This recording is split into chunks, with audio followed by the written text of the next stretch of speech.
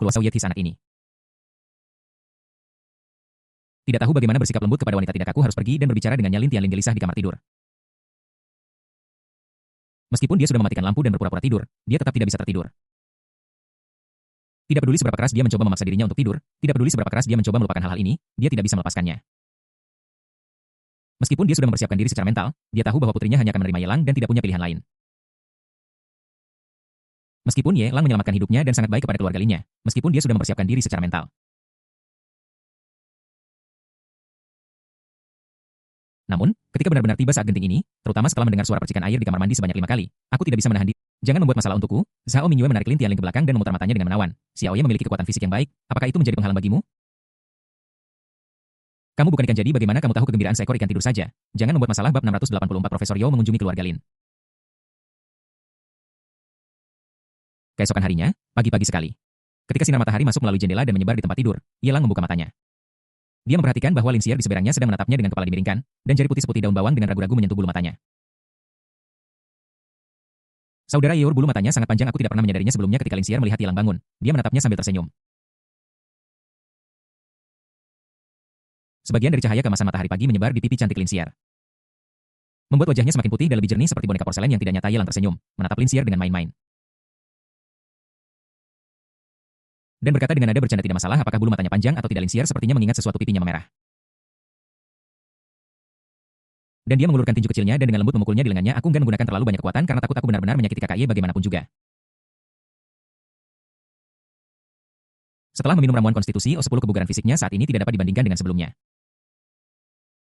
Melihat Ye Lang menatapnya dengan senyum nakal, Lin Xier tidak bisa menahan diri untuk berkata dengan nada menggoda, "Kakak Ye, kamu sangat nakal." Ye Lang meraih tangan Lin Xier dan berpura-pura bingung. Kenapa aku rusak? Panjang bulu mata tidak penting. Yang penting adalah aku bisa bersamamu lebih lama, kan? Lin Xier terkejut, matanya yang indah melebar dan dia berseru dengan gembira, "Kakak Ye, setelah kamu kembali kali ini bukankah kamu akan pergi?" Ye Lang menggelengkan kepalanya. Kami masih harus pergi, kami tidak bisa tinggal di kota Tianhai untuk waktu yang lama. Lin Xier berkata, "Oh," dan suaranya menjadi lebih dalam lagi. "Kalau begitu kamu hanya akan tinggal di kota Tianhai sebentar saja. Aku pikir kamu akan menetap di sini." "Aku tidak akan lama tinggal di kota Tianhai, tapi bukankah kalian sedang liburan? Aku akan pergi ke Sakura kali ini karena ada beberapa hal yang harus diurus. Bahkan jika kamu minum obat, fisikmu tidak dapat ditingkatkan hingga batasnya dalam waktu singkat. Jika kamu tinggal di sini sendirian,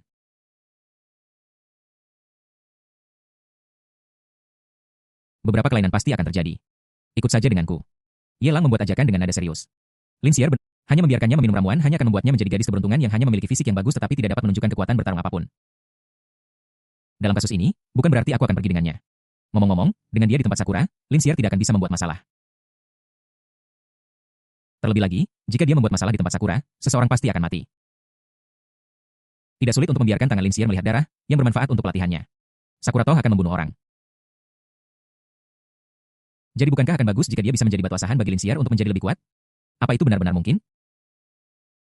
Suara Lin Xier menjadi bersemangat lagi. Dia tiba-tiba teringat tujuan menjadi lebih kuat. Bukankah itu agar bisa mengikuti Kaye? Tiba-tiba mimpinya menjadi kenyataan, tetapi terasa sedikit tidak nyata. Tentu saja, kecuali jika kamu tidak mau. Ye Lang menggosok kepalanya. Lin Xier menyipitkan matanya dengan patuh dan mengangguk dengan berat. "Ya, aku mau." "Baguslah." Ye Lang bergumam dan mulai membawa topik kembali ke topik. "Kamu tersipu tadi, apa yang kamu pikirkan?" Lin Xier menundukkan kepalanya dengan malu dan berkata dengan rasa bersalah, "Kakak Ye, aku salah paham tadi. Maaf banget. Aku pikir kamu nakal dan menggodaku dengan menyebutkan kejadian semalam. Kamu. Pikiranmu benar-benar sudah sesat." Ye Lang menyayangi dahinya dan menusuknya dengan emosi. "Aku tidak punya pikiran seperti itu tadi, tapi sekarang. Kamu membuat keributan, menggeliat dan berputar di lenganku. Bahkan jika aku tidak punya pikiran apa-apa, kamu membuatku punya pikiran." Lin Xier mengangkat kepalanya, matanya yang indah beriak, dan dia berkata dengan menawan, "Kalau begitu aku akan membantumu." Beberapa jam berlalu dalam sekejap mata. Saat itu tengah hari dan rumah makan Milin sedang ramai-ramainya. Tetapi ketiga anggota keluarga Lin berada di lantai 2, menyerahkan bisnis kedai mie sepenuhnya kepada karyawan.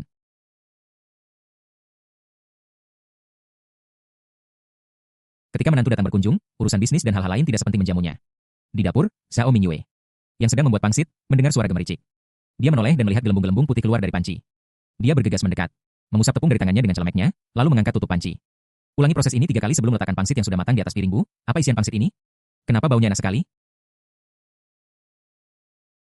Orang-orang merasa segar ketika hal-hal baik terjadi setelah membersihkan diri. Lin Xier mengikuti aroma ke dapur dan tidak bisa menahan diri untuk tidak menghela nafas.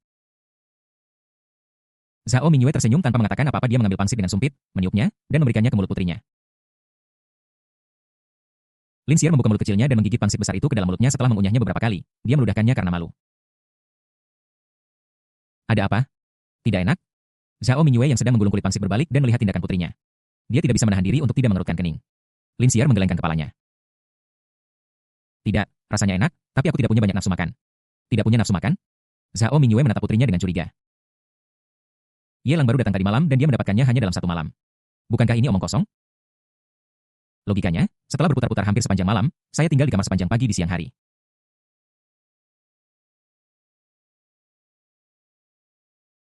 Dia sengaja tidak mengganggu pasangan muda itu.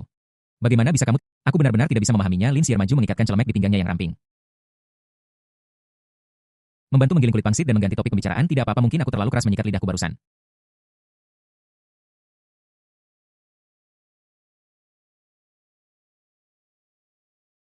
Dan aku merasa sedikit mual akan segera membaik. Aku akan membantu. Dia tidak bisa menceritakan pada ibunya apa yang terjadi tadi malam dan pagi ini, kan? Tidak peduli seberapa banyak mereka, hanya ibu dan anak perempuan, ada beberapa hal yang bisa mereka bicarakan, tetapi ketika itu benar-benar terjadi, mereka masih malu. Zhao Mingyue yang awalnya tidak memikirkannya seperti itu bangun oleh putrinya dan tidak bisa tidak mempertanyakannya. Aku menatap mulut putriku untuk waktu yang lama dan merasa semakin ada sesuatu yang salah. Setelah merenung sejenak memegang rolling pin untuk beberapa saat dan mengukurnya, saya tidak bisa menahan diri untuk menghela napas dalam hati. Anak muda zaman sekarang terlalu banyak bermain sihir. Profesor Yao ada di sini. Di luar dapur, Lin Tianliang sedang minum teh dengan Ye Lang berteriak.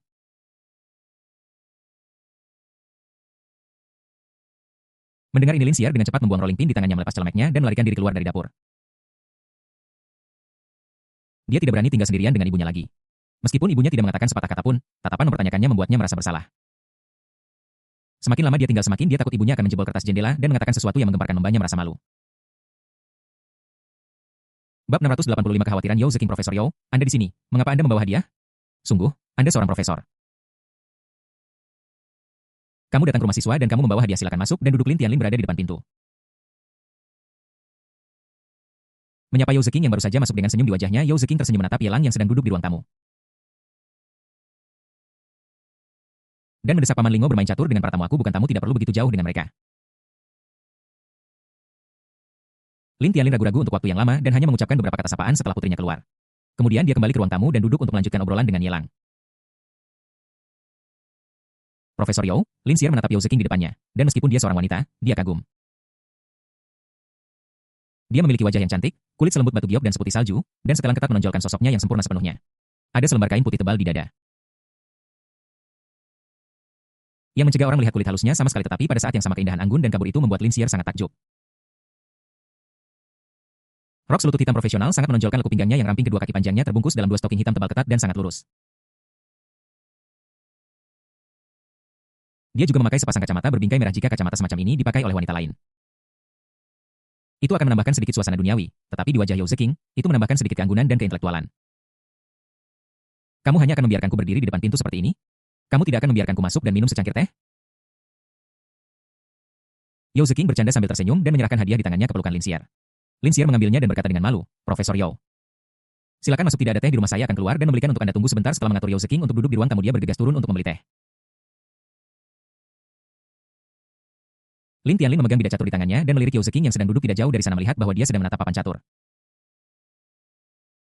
Dia tersenyum dan berkata, Profesor Zhou, bisakah Anda bermain catur? Bantu saya bermain 2 game dengan Xiao Ibu Xier sedang membuat pangsit di dapur, saya akan pergi dan membantunya.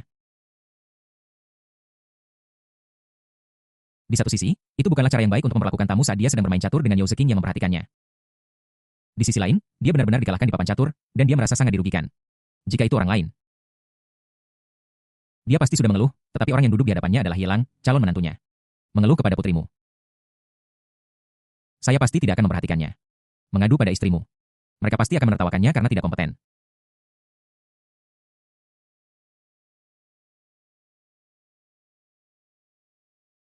Jika sesuatu tidak bisa dilakukan, jangan lakukan. Lin Tianlin dengan tegas menyerahkan posisinya. Yao Zeking mengambil bidak catur dan mengangguk. Aku tahu sedikit.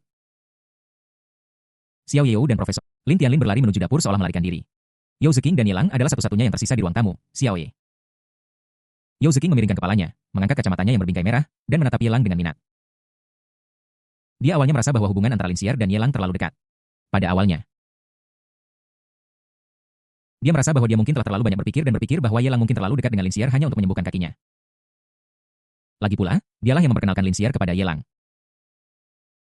Tapi sekarang, setelah mendengar berita dari Black Dragon Society, aku melihat bahwa Ye Lang masih tinggal di keluarga Lin setelah 1 malam. Tidak peduli seberapa naif seseorang, dia sudah tahu bahwa itu tidak biasa. Paman dan Bibi, tampaknya mereka sudah menganggapmu sebagai menantu mereka. Yao Zeking menjatuhkan bidah hitam di tangannya. Condong ke depan sedikit mengangkat alisnya dan menatap busur sempurna yang terungkap tanpa ragu di depan Ye Lang.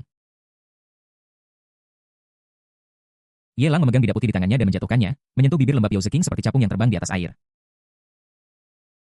Seperti kelinci ketakutan, Yao Zeking refleks mundur ke sofa. Mata indahnya membelalak saat dia menatap Ye Lang dengan kaget, dan bidah catur di tangannya jatuh ke tanah. Profesor Yao, apa yang terjadi? Di dapur, Lin Tianlin dan Xiao Mingyue bertanya serentak. Gerakan Yao Zeking sangat besar hingga dia menabrak sofa, menyebabkan suara bergerit. Yang menarik perhatian dua orang di dapur. Sofanya terlalu ringan, aku memindahkannya dan mengeluarkan suara. Perhatikan saja. Tidak ada yang serius. Yao Zeking dengan cepat menjelaskan dan menyuruh keduanya pergi. Dia menatap Ye Lang di depannya, pipinya sedikit memerah. Dan merendahkan suaranya dan mendengus, kamu sangat beraninya, ini rumah Lin Xier, paman dan Bibi ada di dapur. Kamu masih berani main-main, apakah kamu tidak takut paman dan Bibi akan mengetahuinya dan memberitahu Xier dan membuatnya sedih? Jadi, apakah kamu ingin membuatnya sedih ataukah tidak? Ye Lang mengulurkan tangannya menggenggam telapak tangan Yao Zeking yang halus. Yang selembut batu giok dan meremasnya, menatap matanya yang indah dengan senyuman dan bertanya, jika Xier sedih, bukankah Zeking juga akan sedih? Dengan menanyakan pertanyaan ini, bukankah Yao Zeking sudah menerima secara diam-diam hubungan antara dia dan Lin Xier? Ye Lang sangat menyadari kedatangan Yao Zeking. Dia berpikir bahwa karena dia memiliki informasi tentang perkumpulan naga hitam, dia akan dapat mengetahui gerakannya secara langsung.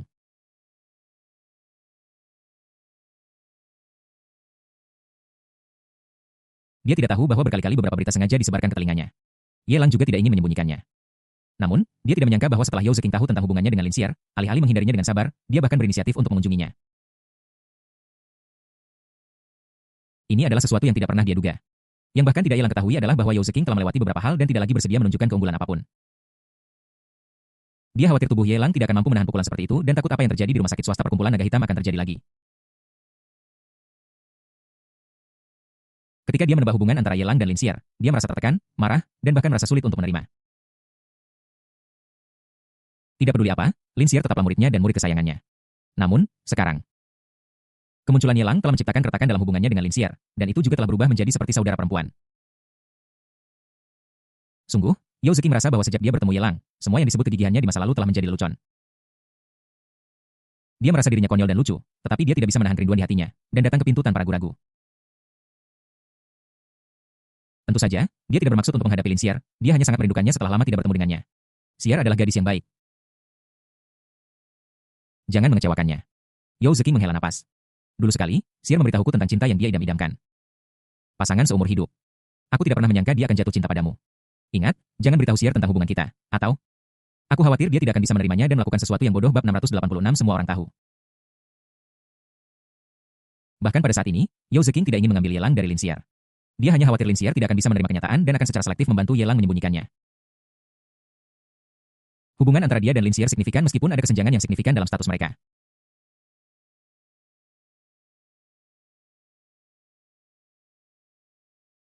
Tapi dia dan Lin Xier bisa membicarakan apa saja dan mereka lebih seperti Zeking. Tidakkah kamu merasa dirugikan dengan melakukan ini? Ye Lang menghela napas panjang.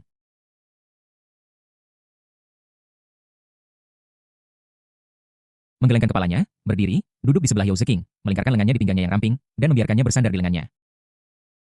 Berhenti membuat masalah. Ini rumah Lin Xier. Paman dan Bibi ada di dalam. Meskipun Yao Zeking sangat merindukan dan bersandar pada dada hangat itu, tetapi tempat ini berbahaya dan ada serigala, harimau, dan macan tutul. Jika tidak hati-hati, kau akan mendapat masalah. Dia merendahkan suaranya dan mendorong masuk ke pelukan Ye Lang.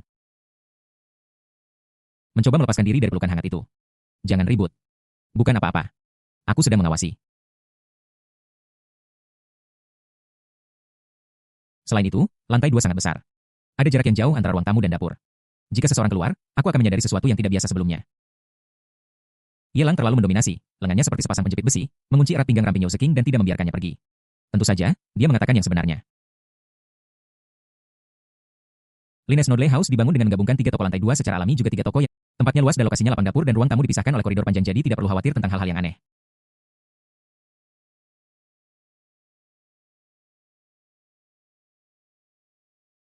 Asalkan Yao Zeking tidak terlalu berisik, dasar penjahat kau sangat berani dan lancang. Yao Zeking merasa malu dan kesal, dan mengeluh dengan marah di pelukan Yelang.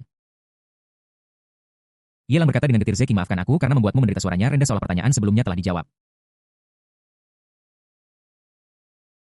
Merasa semakin tersesat, Yao Zeking mengerutkan kening dan ragu-ragu sejenak seolah dia mengingat sesuatu, dan berkata dengan marah, keluhan apa yang pernah kumiliki, aku sudah terbiasa dengan ini.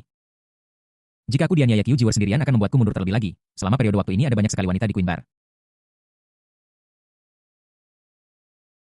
Seperti reinkarnasi Mandala berdarah dan Chen Ziki, jika aku merasa dirugikan aku pasti sudah babak belur dihajar wanita-wanita ini. Belum lagi tidak masalah jika kamu hanya berselingkuh di kota Tianhai. Tetapi kamu benar-benar terlibat dengan dua wanita dari Sakura ini, benar-benar menjengkelkan dan kamu bahkan menyebabkan masalah di luar negeri. Yelang terkejut. Apakah kamu sedang berbicara tentang Yanagi Sakurako dan Momonogi Yui? Apakah kedua gadis ini menjalani kehidupan yang baik dengan Qiu Jiwer? Jika Yao Zeking tidak menyebutkannya, dia tidak akan tahu tentang situasi terkini kedua wanita ini. Aku benar-benar tidak terlalu memperhatikan. Meskipun dia sangat cantik, dia adalah seorang gadis kuil dan gadis bunga sakura, jadi dia memiliki berkah buff.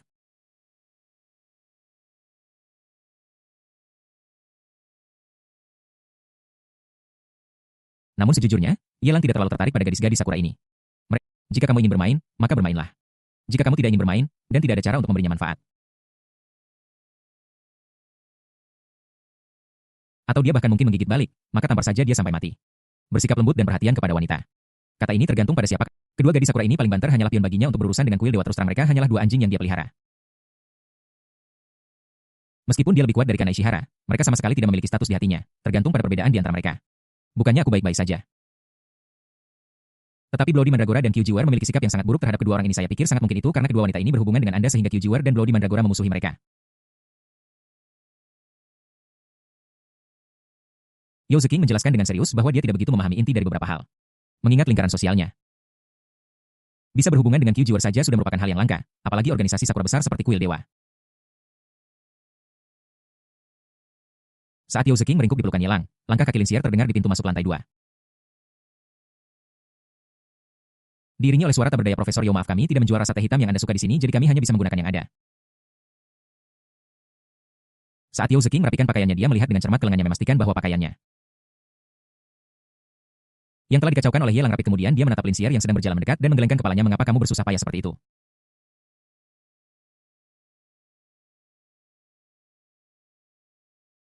Apakah kamu masih memperlakukanku sebagai tamu? Sudah berapa kali kamu ke sini? Profesor, tapi setelah kami pindah, kamu jadi jarang datang, kan? Kita tetap harus menanggapinya dengan lebih serius. Linsier tersenyum dan sangat senang dengan kedatangan Yao Zeking. Membawa beberapa buah dan sekotak teh, setelah menatap piring buah di meja kopi, dia sibuk membantu menyajikan teh dan menuangkan air untuk membuat teh. Gunakan teh ini. Yelang mengeluarkan sekantong kecil teh dari lengan bajunya, yang sebenarnya adalah ruang sistem, dan menuangkannya ke dalam cangkir. Setelah menuangkan air panas, dalam 3 tarikan napas, aroma segar tiba-tiba tercium ke hidungnya. Aroma teh yang kaya. Yao Zeking menyipitkan matanya dan mengendus. Aroma lembutnya tak tertandingi dengan teh biasa. Setelah daun teh jatuh ke dalam air panas, dia mengambil cangkir dan menyesapnya. Tiba-tiba, aroma teh memenuhi udara, meninggalkan rasa yang melekat di bibir dan gigi. Setelah menelan, aliran hangat mulai mengalir dari perut ke anggota badan. Perasaan ajaib ini adalah sesuatu yang hanya pernah saya alami sebelumnya ketika saya minum obat fisik. Selain itu, arus hangat daun teh lebih lembut dan nyaman tanpa kebrutalan yang tidak masuk akal dan brutal, teh yang enak. Setelah mencicipinya, Yao Zeking memujinya. Linsier duduk di sebelah Yelang tidak terlalu dekat di depan orang tuanya. Dia tidak peduli tentang hal-hal ini. Namun karena kedatangan Yao Zeking, dia tampak menjadi sedikit berhati-hati dan tidak terlalu dekat dengan Yelang sambil memegang cangkir teh. Dia juga menyesapnya. Butuh waktu lama baginya untuk kembali sadar. Dia memandang Yelang dan berkata dengan khawatir, Kakak Ye, teh seperti ini pasti sangat mahal. Benar. Dia baru saja meningkatkan kekuatannya tadi malam, dan dia masih bisa merasakan dengan jelas arus hangat yang mengalir melalui anggota tubuhnya. Setelah hanya minum secangkir teh, dia merasa bahwa beberapa kotoran di tubuhnya telah menguap, yang benar-benar mengejutkan. Teh ini mungkin lebih mahal daripada obat-obatan fisik. Selama masih bisa diminum, tidak terlalu mahal. Yelang menggelengkan kepalanya dengan tenang. Teh ini diberikan kepadanya oleh Xiao Bingbing. Ning Qianqian juga memberinya beberapa. Tetapi dia belum pernah meminumnya. Ini adalah produk dari sekte guru mereka dan sangat langka. Tentu saja, itu dulu. Setelah saham Xiao Bingbing dan Ning Qianqian terkuras, mereka tidak bisa lagi didapatkan. Tapi sekarang, jika dia ingin minum teh semacam ini, dia hanya perlu mengucapkan sepatah kata dan Liu Li akan bergegas ke pintu tuannya tanpa berhenti untuk mendapatkan semua stok sebelumnya. Bahkan bukan tidak mungkin untuk mencangkok pohon teh yang diwarisi dari pintu tuannya ke halaman belakangnya. Bab 687, Ayah Mertua yang Jujur, Pangsit datang. Lin Tianlin berteriak dan berjalan keluar dari dapur dengan sepiring besar berisi pangsit yang mengepul.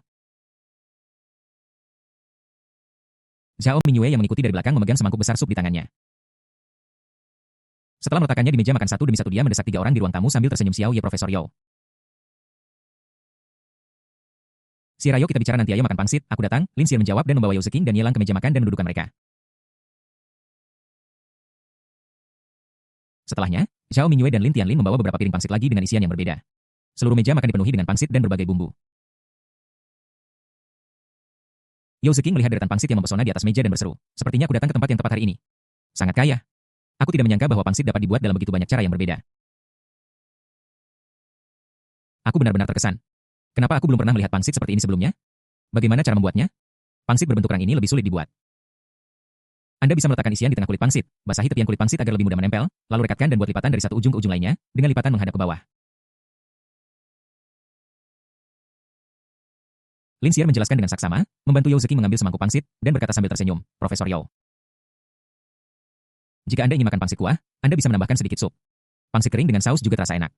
Anda bisa mencobanya. Faktanya, kebanyakan orang tidak akan menemukan begitu banyak trik saat membuat pangsit. Alasan utamanya adalah ketika ayah saya menjalankan toko mie, dia berencana untuk memperluas bisnisnya dan ingin membuat pangsit. Saat itu, ibu saya merawat saya di rumah. Ketika dia tidak ada kegiatan, dia akan belajar cara membuat pangsit. Seiring berjalannya waktu, dia mempelajari banyak cara berbeda untuk membuat pangsit. Yao Zeking mengambil sepiring pangsit dan bertanya dengan curiga, lalu kenapa paman dan bibi tidak membuat pangsit sekarang?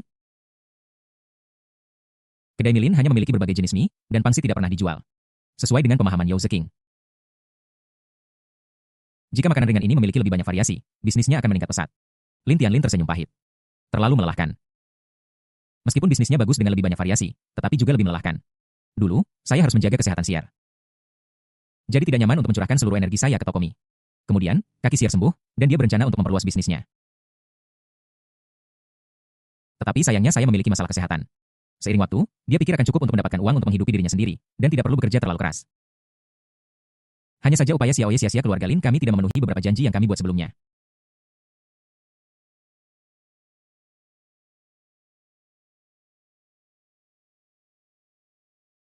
Lin Tianlin menatap Ye Lang, merasa sedikit bersalah. Kami setuju pada saat itu bahwa kami akan tumbuh lebih besar, akan lebih baik jika itu bisa membawa manfaat bagi Ye Lang dan memberinya sejumlah besar dividen setiap tahun. Tapi sekarang, meskipun kedai mie ini besar, namun jumlah karyawannya juga banyak. Berdasarkan tren saat ini, laba bersih per tahun hanya sekitar 300.000 atau 400.000. 000 yuan, bahkan jika semua uang ini diberikan kepada Ye Lang, He tidak akan tertarik padanya. Itu benar-benar membuang-buang kerja keras. Ye Lang melihat Lin Tianlin yang malu.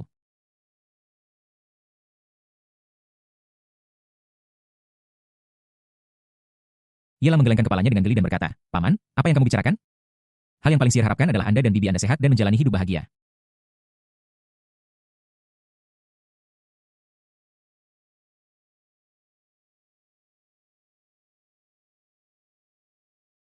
Kita bekerja. Sekarang kamu berpikir seperti ini, aku sangat bahagia. Begitu kata-kata ini diucapkan, Lin Xier, yang duduk di sebelah dia menatap Ye Lang yang serius dan sungguh-sungguh, dan hatinya terasa semanis seolah-olah dia telah makan madu. Dicintai oleh Ye Lang adalah keberuntungan terbesar dalam hidupnya.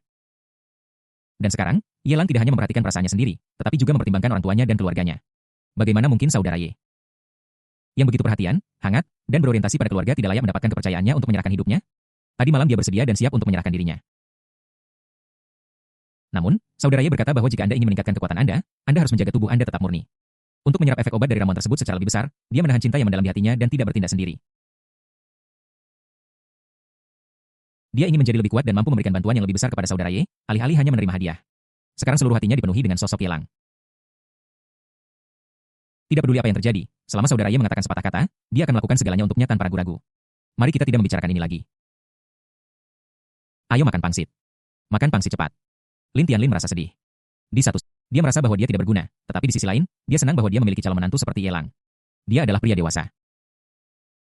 Tapi air mata mulai menggenang di matanya. Dia tidak ingin membicarakan hal-hal ini lagi karena dia takut akan menangis di depan banyak orang. Xiao Ye, makan pangsitnya cepat. Bibi membuatnya khusus untukmu.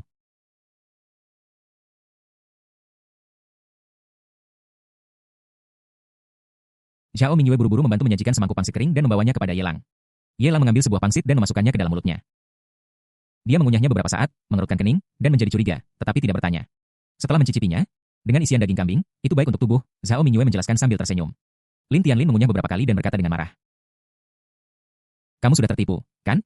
Bagaimana bisa ini diisi dengan daging kambing? Ini jelas ginjal domba. Di mana kamu membeli isian ini? Aku akan pergi mencarinya sekarang juga. Hanya kamu satu-satunya yang merepotkan. Zhao Mingyue memutar matanya dengan jengkel dan memelototi pria itu. Orang ini memang tidak berpikir jernih dari waktu ke waktu. Ini daging kambing atau ginjal domba. Bagaimana bisa dia tidak tahu perbedaannya? Sudah berapa kali kamu membelinya sebelumnya lagi pula? Ginjal domba tidak jauh lebih murah daripada daging kambing. Bodoh mana yang akan menjual ginjal sebagai daging kambing? Lin Tianlin menundukkan kepalanya dan tenggelam dalam makan pangsit, mencicipinya satu persatu sambil menggumam pada dirinya sendiri dari waktu ke waktu. Ini ginjal sapi. Ini daging babi. Ini yang bau. His. Meskipun Lin Tianlin adalah pria yang telah melihat dunia, dia tidak bisa menahan diri untuk tersentak ketika dia melihat ginjal dan harta karun di atas meja. Wah, mereka semua untuk menyehatkan yin dan memperkuat ginjal. Dia mengangkat kepalanya dan melihat ke arah Ye Lang dengan sedikit rasa simpati di matanya. Pada saat yang sama, tatapan Yao Zeking menjadi semakin aneh. Kadang-kadang dia melihat Zhao Mingyue, dan kadang-kadang dia melihat Lin Xier. Lin Xier merasa sangat bersalah. Dia menundukkan kepalanya, tidak berani menatap mata Yao Zeking. Bab 688 Dua pacar meninggal di masyarakat. Dia sudah berpikir bahwa isian pangsitnya agak tidak biasa dan rasanya aneh.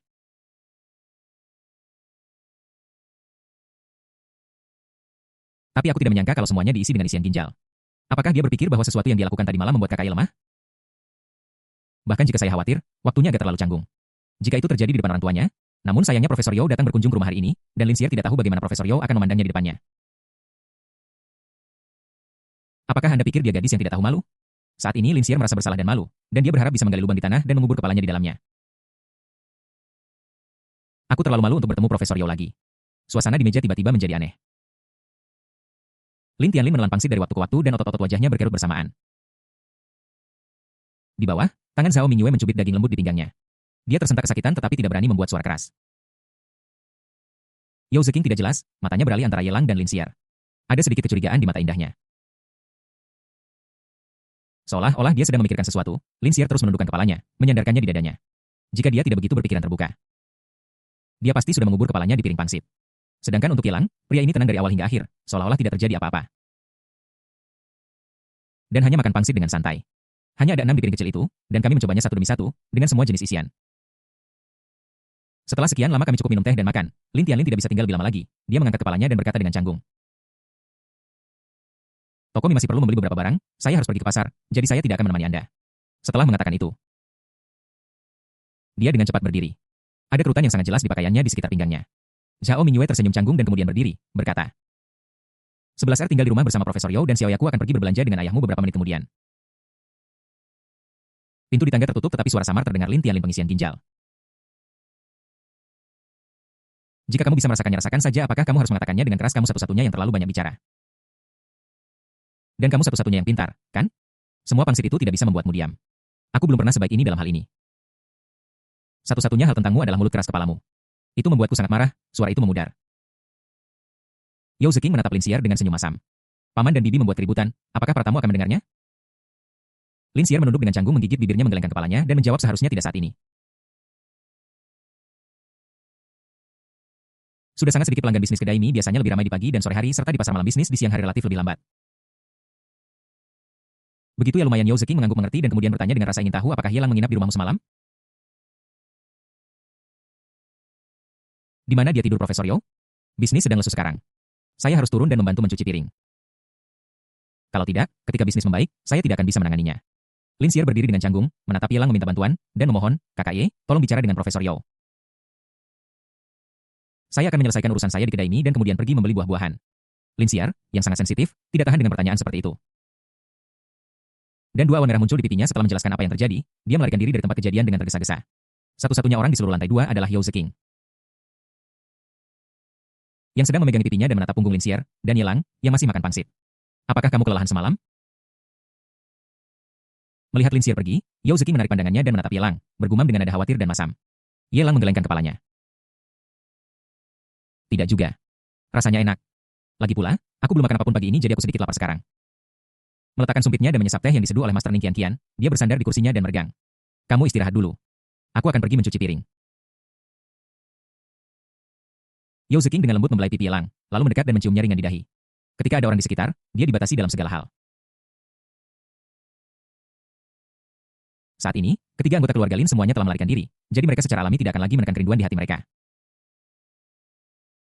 Setelah kelembutan singkat, dia mulai membersihkan meja makan yang berantakan, membawanya ke dapur, mengenakan celemek Zhao Mingyue, dan mulai menyibukkan diri di dapur.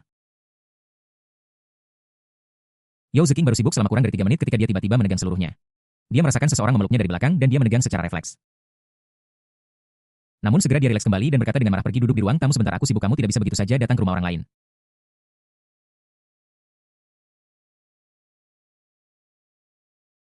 Makan dan minum dan tidak membantu apapun kan? Ye Lang menggelengkan kepalanya, apa masalahnya? Mengapa kamu begitu sungkan? Aku memperlakukan keluarga Lin seperti rumahku sendiri, kamu adalah wanitaku.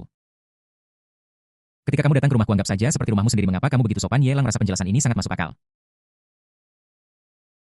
Keluarga Lin adalah keluarganya, Yao Zeking adalah orangnya, dan tentu saja dia juga anggota keluarga Lin. Mengapa begitu sungkan di rumah sendiri? Tidak perlu mengurus beberapa masalah sepele, jadi kamu harus sibuk dengan beberapa hal penting. Tubuh Yao Zeking yang santai menjadi tegang kembali. Dia menggigit giginya dan berkata dengan malu-malu. Apa yang ingin kamu lakukan? Ini adalah keluarga Lin. 11R masih di bawah dan mungkin akan segera naik. Bisakah kamu berhenti main-main? Ye Lang menghela napas, aku sudah lama tidak bertemu denganmu, aku sangat merindukanmu, jika kamu tidak menginginkanku, aku akan melepaskanmu. Yao Zeking merasakan tangan yang hendak dilepaskan dan menghela napas tanpa daya dan dia memiringkan kepalanya ke belakang. Setengah menyandarkannya di bahu kiri Ye Lang, dan berbisik di telinganya dengan nada mencela, aku takut padamu musuh. Ding selamat kepada host karena telah mendapatkan nilai penjahat takdir 1000. Ding selamat kepada host karena telah mendapatkan nilai penjahat takdir 10002 mencicit.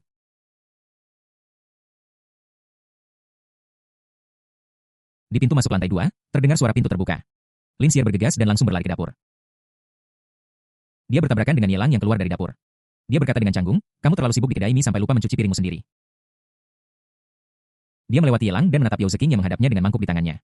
Dia berkata dengan rasa bersalah, Profesor Yao, apa yang sedang Anda lakukan? Letakkan mangkuknya cepat. Aku bisa mencucinya sendiri. Pipi Yao Zeking memerah saat dia menggelengkan kepalanya. Tidak apa-apa. Aku sedang tidak sibuk, jadi aku bantu saja. Aku tidak bisa hanya makan dan minum dan tidak melakukan apa-apa. Maafkan aku. Saya terlalu bingung.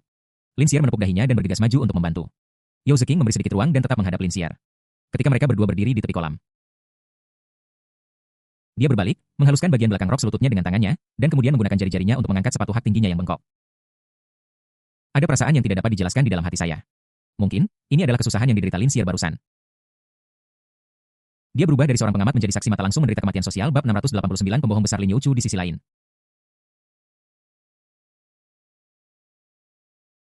Di area villa pada akhir pekan, Su Xiaoxiao tidak lagi pergi ke panti asuhan. Anak-anak juga butuh waktu istirahat, jadi dia tentu saja tinggal di rumah. Tetapi meskipun Su Xiaoxiao akhirnya memiliki waktu untuk dirinya sendiri, dia sama sekali tidak bahagia. Tinggal di villa yang kosong ini, aku selalu merasa hatiku kosong seperti villa besar dan sunyi ini. Dia bangun pagi-pagi dan membersihkan interior villa dengan cermat.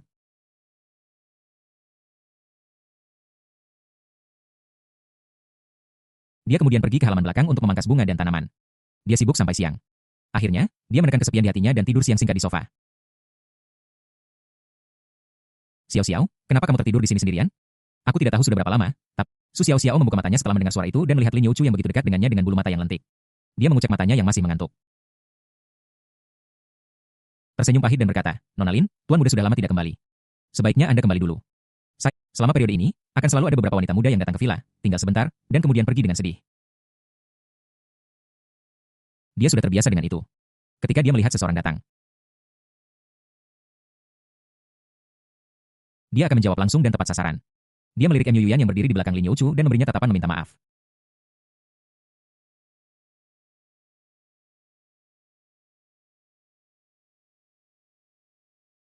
Apa maksudmu dengan Tuan Muda? Aku di sini untuk menemuimu.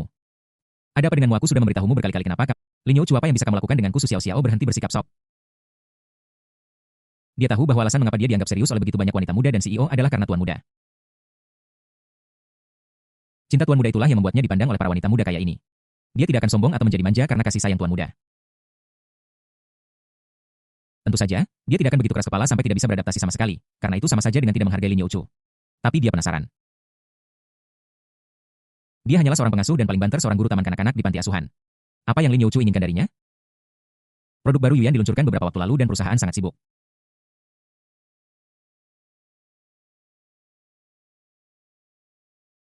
Jadi kami tidak sering datang ke sini. Sekarang situasinya sudah stabil, saluran produksi juga berkembang dengan mantap, dan semuanya berjalan. Bukannya kami berpikir kamu akan tinggal sendirian di villa, jadi kami ingin mengajakmu bepergian bersama. Lin Youchu menggandeng tangan Su Xiaoxiao dan mengundangnya dengan sopan seperti sahabat. Su Xiaoxiao melihat sekeliling villa besar itu. Berpikir berulang-ulang dan berkata dengan ragu-ragu, kemana kita akan pergi? Aku belum pernah ke banyak tempat, bahkan ke kota Tianhai berkali-kali. Yinghua, Yuyan, dan aku akan pergi ke Yinghua untuk bersenang-senang. Kamu belum pernah ke sana sebelumnya. Jadi kamu pasti akan melihat beberapa hal baru dan menarik kali ini. Lin Youchu dengan sabar menindaklanjutinya. Bunga Sakura pergi ke luar negeri. Pikiran yang baru saja muncul di benak Su Xiaoxiao dengan cepat padam. Dia menggelengkan kepalanya dengan tegas. Kalau begitu aku tidak akan pergi. Bunga Sakura semuanya ada di luar negeri. Terlalu jauh dari kota Tianhai. Aku tidak tahu berapa lama waktu yang dibutuhkan untuk bolak-balik. Jika Tuan Muda kembali ke villa selama waktu ini dan rumah tidak dibersihkan, maka aku akan lalai dalam tugasku. Lagi pula, Tuan Muda sepertinya sangat tidak puas dengan Bunga Sakura. Meskipun aku dengar pemandangannya sangat bagus, aku tetap berpikir bahwa perasaan Tuan Muda sangat penting. Jika memungkinkan, Youchu dan yang lainnya tidak harus pergi ke Bunga Sakura. Tidak masalah juga untuk bepergian ke negara lain untuk bersantai. Tentu saja. Ini hanyalah perasaannya sendiri. Ye Lang sudah memintanya untuk lebih sering melepaskan pekerjaan rumah dan berencana untuk mempekerjakan pelayan lain untuk melakukannya. Namun Su Xiaoxiao menolak untuk setuju menurutnya. Kemampuannya terbatas dan satu-satunya hal yang bisa dilakukan adalah menjaga villa tetap teratur. Maka bukankah dia akan benar-benar tidak berguna? Ini adalah permintaannya sendiri dan itu juga cara baginya untuk membalas budi kepada Tuan Muda, dan dia menikmatinya. Mu Yuan menatap gadis kecil yang menawan ini bahkan meskipun dia seorang wanita, dia tidak bisa menahan perasaan kasihan padanya. Aku menghela napas dalam hati. Tidak heran Ye Lang sangat menyayangi Su Xiaoxiao. Siapa yang tidak akan memanjakan malaikat kecil seperti itu? Oh Xiaoxiao, mengapa kamu tidak bijaksana? Kamu terlalu keras kepala. Lin Youchu mengeluh dengan sedikit penyesalan. Sudahlahkah akan mengatakan yang sebenarnya padamu? Yuan dan aku tidak ingin pergi ke area Bunga Sakura untuk bepergian dan melihat pemandangan, tetapi kami menerima kabar bahwa Ye Lang akan segera pergi ke sana. Kami tinggal di kota Tianhai, tetapi bahkan jika beberapa waktu berlalu, kami masih tidak bisa menunggu Ye Lang untuk kembali. Akan lebih baik untuk duduk santai dan menunggunya di Bunga Sakura. Sudah berapa lama Ye Lang menghilang?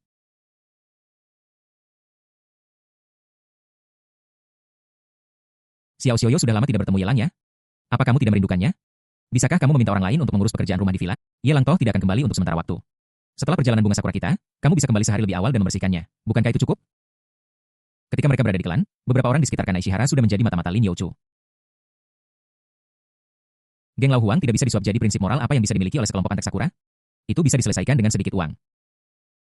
Setelah mengetahui keberadaan Ye Lang, mengingat kepribadian Lin Youchu, dia tentu saja tidak akan tenang. Jika dia terus tinggal di kota Tianhai, ketika dia tidur di malam hari, satu bantal akan menjadi miliknya dan bantal yang lain juga akan menjadi miliknya. Situasi ini bukanlah yang dia inginkan, tetapi bagaimana jika aku pergi ke Bunga Sakura? Itu adalah situasi yang sama sekali berbeda. Hanya sedikit orang yang tahu gosip bahwa Ye Lang akan pergi ke Sakura. Tentu saja ada lebih sedikit lawan yang pergi ke sana saat mereka tidur di malam hari. Satu bantal adalah miliknya dan yang lainnya adalah milik Ye Lang. Ditutup selama setengah tahun dan kemudian bisa membuat makanan yang cukup untuk setengah tahun. Setelah dibuka jelas bukan mimpi paling buruk. Hanya Mu Yuan dan Su Xiaoxiao yang bisa mendapatkan bagian. Tetapi mereka semua adalah anggota keluarga dan dia harus bergantung pada perawatan mereka di masa depan. Jadi Lin Youchu tidak terlalu protektif terhadap makanan. Dia tidak akan melakukan hal seperti makan sendirian bahkan jika dia bisa menghindarinya. Dia mengerti bahwa jika kamu terlalu sering makan sendirian, kamu akan mudah terisolasi. Apakah akan berbahaya bagi kita bertiga untuk pergi ke Sakura?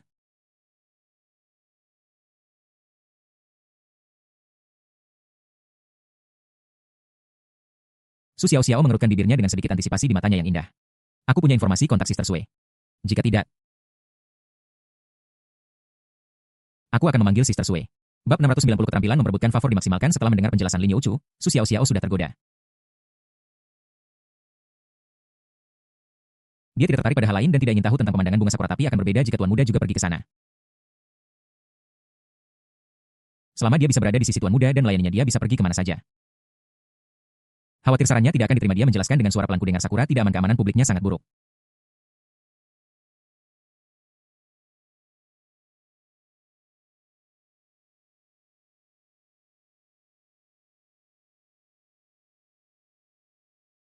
Serta tetangga-tetangga tersebut presiden dan banyak orang lain tidak baik. Jika Suster Sue tidak bersama kami akan berada dalam bahaya besar.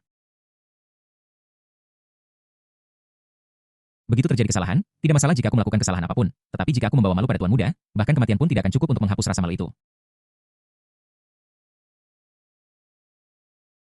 Itu masuk akal. Kita harus melindungi keselamatan kita sendiri.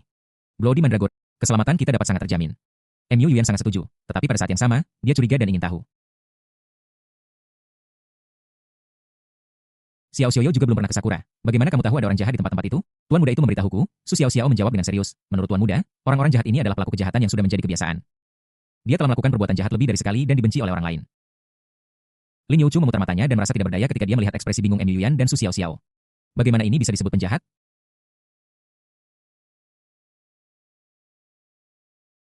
Sudah jelas dia seorang aktor, kan?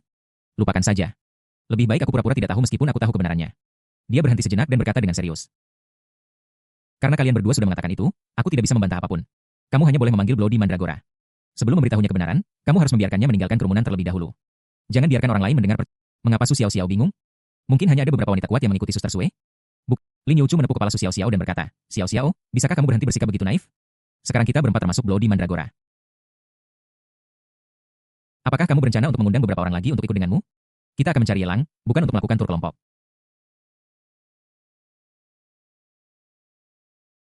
Jangan biarkan kita berkumpul dan membuat keributan lagi. Yelang tidak melakukan apa-apa, tetapi kita membuatnya sangat kesal dengan kebisingan itu. Ini hanyalah alasan untuk membodohi Su Xiao Xiao. Alasan sebenarnya adalah karena dia tidak ingin bertemu dengan gadis teh hijau itu, Ning Qianqian.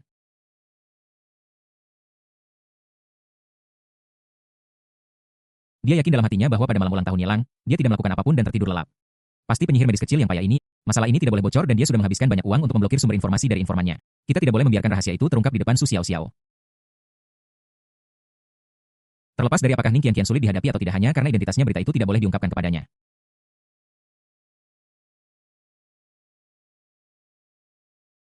Katakan pada Mandala berdarah bahwa itu hanya menambahkan satu orang. Jika Ning Qianqian diberitahu, dan Xiao Cucu serta Xiao Bingbing mungkin juga ikut. Saat itu, bahkan jika dia bergiliran, butuh waktu hampir 2 minggu. Jika kamu tidak memberi harapan, itu akan berlalu jika kamu menahannya. Tetapi meskipun harapan ada tepat di depan matanya, dia tidak bisa tinggal dengan Yelang.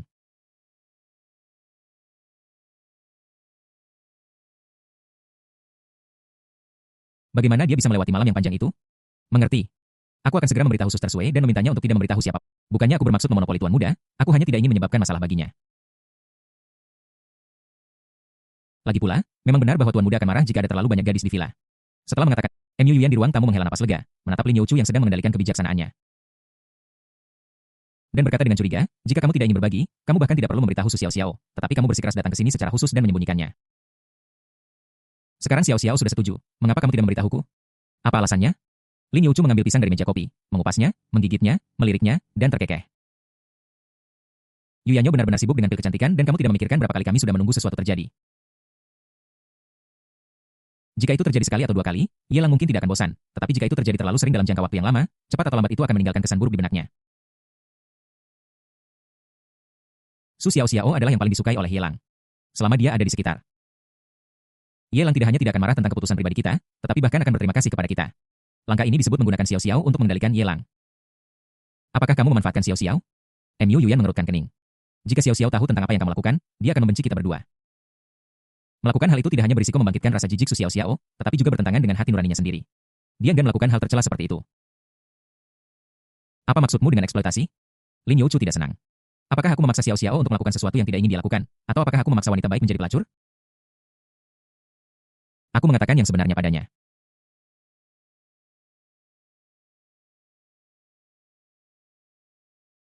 Dan dia bersedia mengikutiku. Dia juga punya ide sendiri dan ingin menghubungi Bloody Mandragora, dan aku setuju. Mu Yuyan tidak pernah sebanding dengan Lin Youchu dalam hal topik di bidang ini. Sahabat terbaikku adalah orang yang menyimpan ajaran sejati Bibi Yorong jauh di dalam hatinya. Keterampilan bersaing untuk mendapatkan perhatian hampir maksimal. Tapi dia masih berkata dengan sedikit ketidakpuasan.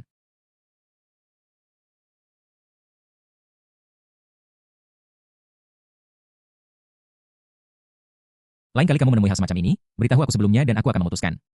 Aku merasa tidak enak tentang hal itu. Lin Youchu menghela napas dan menggelengkan kepalanya dengan sungguh-sungguh. Yuyan, bukannya aku tidak ingin. Bagaimana mungkin aku tidak tahu kepribadianmu? Jika aku memberitahumu, aku tidak ingin menggunakannya. Dan kedua, aku merasa bahwa mengingat statusku di hati Yelang, aku tidak akan terpengaruh. Tapi beberapa hal tidak sesederhana yang kau pikirkan. Beberapa hal, sekali dilakukan salah, tetap salah. Meskipun Yelang tidak peduli tentang itu, bukan berarti masalahnya sudah selesai. Sekali kesalahan dibuat lagi, masalah lama mungkin akan diungkit lagi. Dan kemudian keadaan akan menjadi tidak terkendali tidak seperti pikiran Xiao Xiao, Yelang murni dan tanpa noda seperti teratai. Jika itu tidak mustahil, mengapa aku harus repot ada sesuatu yang mungkin tidak ingin kau dengar?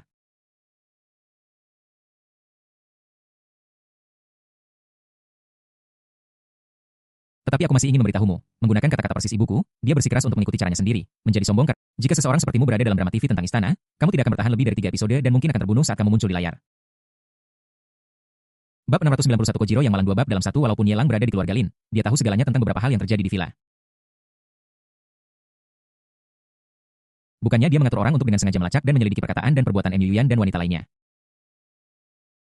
Alih-alih, para pengawal yang mengikuti mereka melaporkan keberadaan nyonya muda yang mereka lindungi sepanjang waktu. Setelah sedikit analisis dan mempertimbangkan tiket yang dipesan oleh para gadis, kita dapat sampai pada kesimpulan Yelang tidak keberatan dengan ini. Dia hanya memperkuat pasukan keamanan dan membiarkannya pergi. Untuk periode waktu berikutnya, dia mengatur agar orang-orang mengirimnya Nagi Sakurako dan Momonogiwi kembali ke Sakura, sementara dia sendiri berkeliling di banyak kota di Kabupaten Jiangnan, kadang-kadang beristirahat semalam.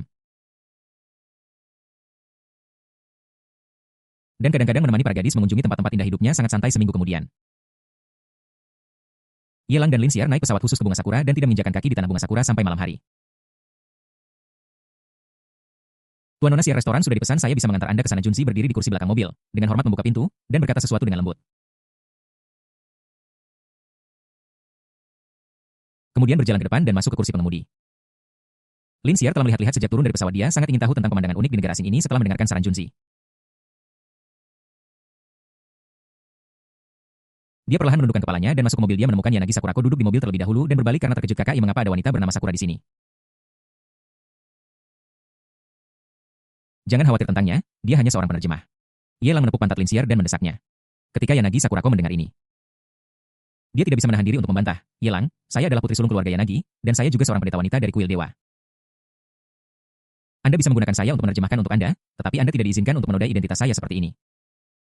Keluarga Yanagi dan kuil para dewa sangat kuat. Mengapa mereka tidak datang menyelamatkanmu ketika kamu tiba di Sakura? Yelang mencibir dan memukulnya tanpa ampun. Seorang penerjemah hanyalah seorang penerjemah. Jangan menjilat dirimu sendiri jika kamu tidak ingin dilempar ke masyarakat naga hitam lagi. Dengarkan saja instruksiku. Yanagi Sakurako menggertakkan giginya dan ingin membantah, tetapi ketika dia memikirkan siksaan yang telah dideritanya di masyarakat naga hitam, terutama pada malam hari, pembunuh wanita bernama Bloody Mandragora, caranya sangat kejam. Dia berharap bisa memotongnya menjadi beberapa bagian untuk melampiaskan kebenciannya. Selain amarah, ada lebih banyak ketakutan. Dia tidak pernah menyangka bahwa bahkan di Sakura Yelang masih memiliki kekuatan yang begitu besar. Dia mencoba melarikan diri lebih dari sekali, tetapi tertangkap dalam waktu yang sangat singkat setiap kali. Apa yang menantinya adalah siksaan yang bahkan lebih tak terlupakan. Penghinaan dari tingkat psikologis. Dia menduga bahwa jika dia tidak memiliki nilai lagi, jika Yelang tidak memerintahkan anak buahnya untuk tidak membahayakan nyawanya, dia pasti sudah kehilangan setengah nyawanya sekarang. Yanagi Sakurako menutup mulutnya dan mendengarkan dengan tenang. Lin Xier menunjuk keluar jendela dan berseru dari waktu ke waktu. Dia merendahkannya di dalam hatinya, berpikir bahwa dia hanyalah seorang gadis desa udik yang belum pernah melihat dunia. Tetapi ketika dia melihat Yelang dengan sabar dan bahkan dengan lembut menjelaskannya untuknya, dia menjadi curiga lagi. Tetapi itu tergantung pada dengan siapa Anda membandingkannya. Jika dibandingkan dengan Lin Xier, wanita seperti ini sama sekali tidak ada di matanya. Jika dia berada di Sakura, dia bahkan tidak akan memenuhi syarat untuk menjadi pembantunya. Tapi dia bingung mengapa gadis biasa seperti itu bisa disukai oleh seorang tuan muda top seperti Yelang. Apa sebenarnya yang dipikirkan Yelang? Dengan status yang begitu mulia, wanita seperti apa yang tidak bisa dia dapatkan? Belum lagi Lin Xier, bahkan jika dia bersama Yelang, itu akan dianggap menikahi seseorang yang lebih tinggi dari dirinya. Aku benar-benar tidak mengerti mengapa karakter yang kejam ini memiliki sisi yang begitu hangat. Setengah jam kemudian, Maibach berhenti di luar restoran. Yelang menggandeng tangan kecil Lin Xier dan berjalan ke restoran mewah. Duduk di dekat jendela, dia bisa melihat pemandangan malam kota Hancuan yang ramai dengan lalu lintas yang padat. Saat mereka duduk, meja sudah dipenuhi dengan berbagai macam makanan mewah. Melihat hidangan di atas meja, Lin Xier merasa kewalahan dan bergumam dengan kaget, "KKY, hidangan ini tidak murah."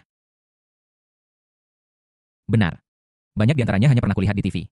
Contohnya, sepotong kecil daging sapi seperti ini konon harganya puluhan ribu atau bahkan ratusan ribu yuan. Di atas meja, ada daging sapi Kobe kualitas terbaik dengan daging yang sangat merata, tuna sirip biru kelas atas yang dikirim dari seberang Samudra Atlantik, dan kaviar yang dijual per butir. Semuanya adalah makanan mewah. Satu kali makan harganya jutaan dolar Sakura. Banyak orang Sakura lokal tidak akan bersedia makan satupun dari makanan ini sepanjang hidup mereka. Namun bagi Yelang, itu hanya setetes air di ember. Dia akhirnya membawa Lin Xier keluar, tidak mungkin dia bahkan tidak mencoba beberapa hidangan spesial, kan? Itu terlalu ceroboh. Hanya untuk mencoba sesuatu yang baru. Aku tidak datang ke sini untuk makan setiap hari. Yelang tersenyum penuh kasih sayang dan mengusap kepala Lin Xier. Dia tahu kepribadian Lin Xier. Dia terbiasa dengan kehidupan normal, jadi tak terhindarkan dia akan merasa sedikit tidak nyaman dengan kemewahan yang tiba-tiba. Dia hanya mengikuti kata-katanya, tetapi dia tidak berniat memamerkan kekayaannya. Bagi orang biasa, makanan di sini sangat mahal. Tetapi baginya, itu tidak berbeda dengan sate goreng di pinggir jalan. Ya, Lin Xier mengangguk patuh. Saat keduanya sedang makan malam, beberapa tamu di meja sebelah menatap mereka dan menunjuk dari waktu ke waktu. Merasakan penghinaan di mata para tamu, Lin Xier menatap Yanagi Sakurako dengan gugup dan bertanya dengan suara pelan. "Kenapa para tamu itu terus melihatku?"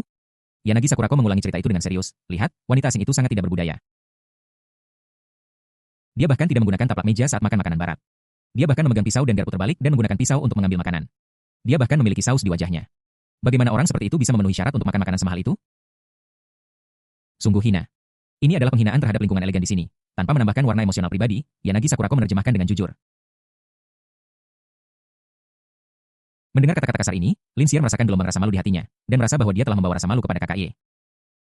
Jika dia tahu dia akan pergi ke restoran kelas atas seperti itu, dia seharusnya mengerjakan pekerjaan rumahnya terlebih dahulu. Dia berbalik, merasa bersalah dan ingin meminta maaf. Tetapi dia menemukan bahwa Ye Lang sudah selangkah lebih maju dan mengambil sepasang sumpit dari Junzi dan sedang makan dengan nikmat.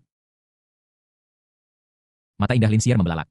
Ye Lang tersenyum dan berkata dengan acuh tak acuh, makan saja makananmu, kenapa repot dengan sampah ini? Kalau soal makan, kamu bisa melakukan apapun yang nyaman bagimu. Tidak perlu terikat oleh begitu banyak aturan dan regulasi.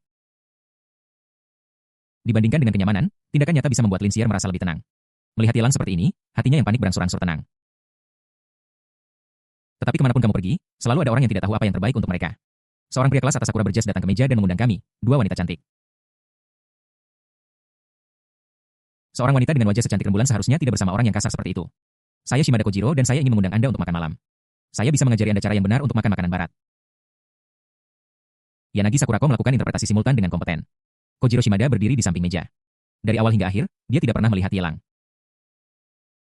Sebaliknya, dia menatap Yanagi Sakurako dan Lin Xier dengan semangat di matanya yang sama sekali tidak dia sembunyikan. Baik orang biasa maupun orang kelas atas, mereka tidak bisa menghilangkan kerinduan mereka pada wanita cantik. Meskipun Kojiro Shimada adalah putra sulung keluarga, dia tetap bersikap sopan setelah melihat wajah Sakurako Yanagi dan Xier Lin. Di matanya, Ye Lang hanyalah seorang kaya baru, tanpa temperamen sama sekali. Ini bukan cara menghabiskan uang. Itu hanya akan membuat wanita cantik merasa vulgar dan malu. Dan dia tidak hanya memiliki kekayaan yang besar tetapi juga memiliki status aristokrat yang superior membuatnya menjadi objek pengejaran semua wanita cantik. Begitu terungkap dia pasti akan disukai seperti yang diharapkan ekspresi menjilat tidak muncul. Yanagi Sakurako membantu menjelaskan dengan serius keluarga Shimada adalah keluarga besar di kastil Yokogawa. Shimada Kojiro ini adalah putra tertua dari keluarga tersebut dan harusnya menjadi pewaris keluarga di masa depan. Sambil menjelaskan, dia tersenyum pahit dalam hatinya. Shimada Kojiro ini benar-benar tidak tahu diri. Beraninya dia menyinggung Ye Lang. Bahkan dia tidak bisa membuat gelombang apapun di tangan Ye Lang, apalagi keluarga Shimada. Jika tidak ada begitu banyak orang di sini, semuanya orang kelas atas, Shimada pasti sudah dipukuli oleh pengawal di sekitar Ye Lang. Meskipun begitu, saya khawatir nasib orang ini tidak akan baik setelah makan. Menurutnya, Ye Lang bukanlah orang baik dan tidak akan melepaskan pembuat onar ini. Pasti akan ada balas dendam setelahnya. Diejek, Ye Lang melambai ke arah Shimada Kojiro. Shimada Kojiro membungkuk, mencondongkan tubuh, dan bertanya dengan sopan, "Apa? Apakah kau idiot?" Ye Lang bertanya. Red Bean Paste Shimada Kojiro tidak mengerti perkataan Ye Lang. Tetapi sebagai seorang bangsawan dia tidak bisa memperlihatkan kekurangan bahasanya di depan seorang wanita cantik jadi dia menjawab setengah menebak alas ayo makan. Ye Lang melemparkan daging sapi Kobe yang setengah dimakan ke karpet di restoran tunjuk ke piring dan mendesak Shimada Kojiro baka. Shimada Kojiro yang tidak bisa berbahasa Mandarin, bukanlah orang bodoh. Ketika dia melihat perilaku Ye Lang, dia menebak bahwa dia sedang menghinanya, dan segera berteriak dengan marah. Untuk melampiaskan amarahnya, dia membanting tangannya ke atas meja. Pehewu. Ye Lang memegang pisau dan garpu dan menusuk langsung ke punggung tangan Shimada Kojiro, menyebabkan darah berceceran. 8.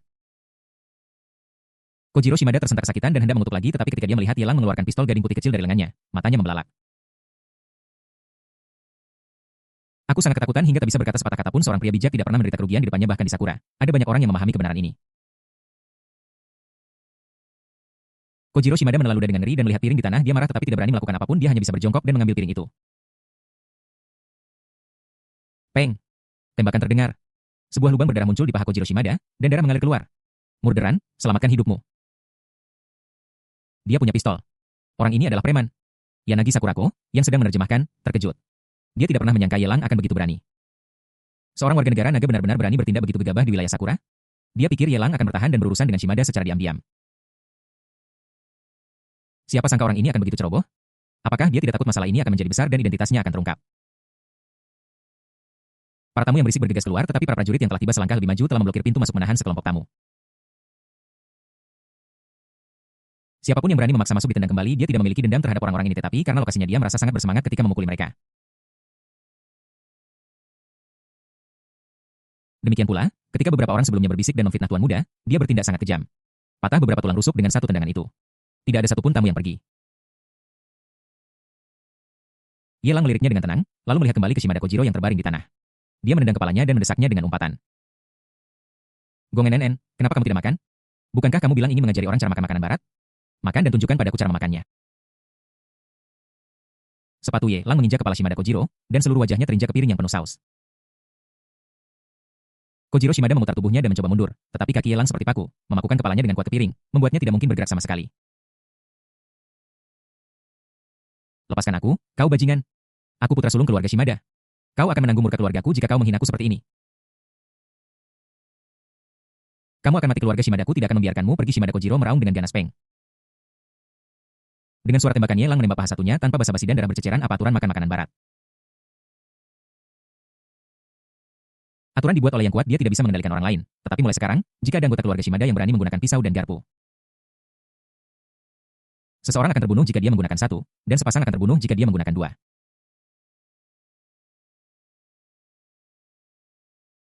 Mari kita lihat apakah keluarga bobrok ini berani terus berbicara tentang aturan di depannya.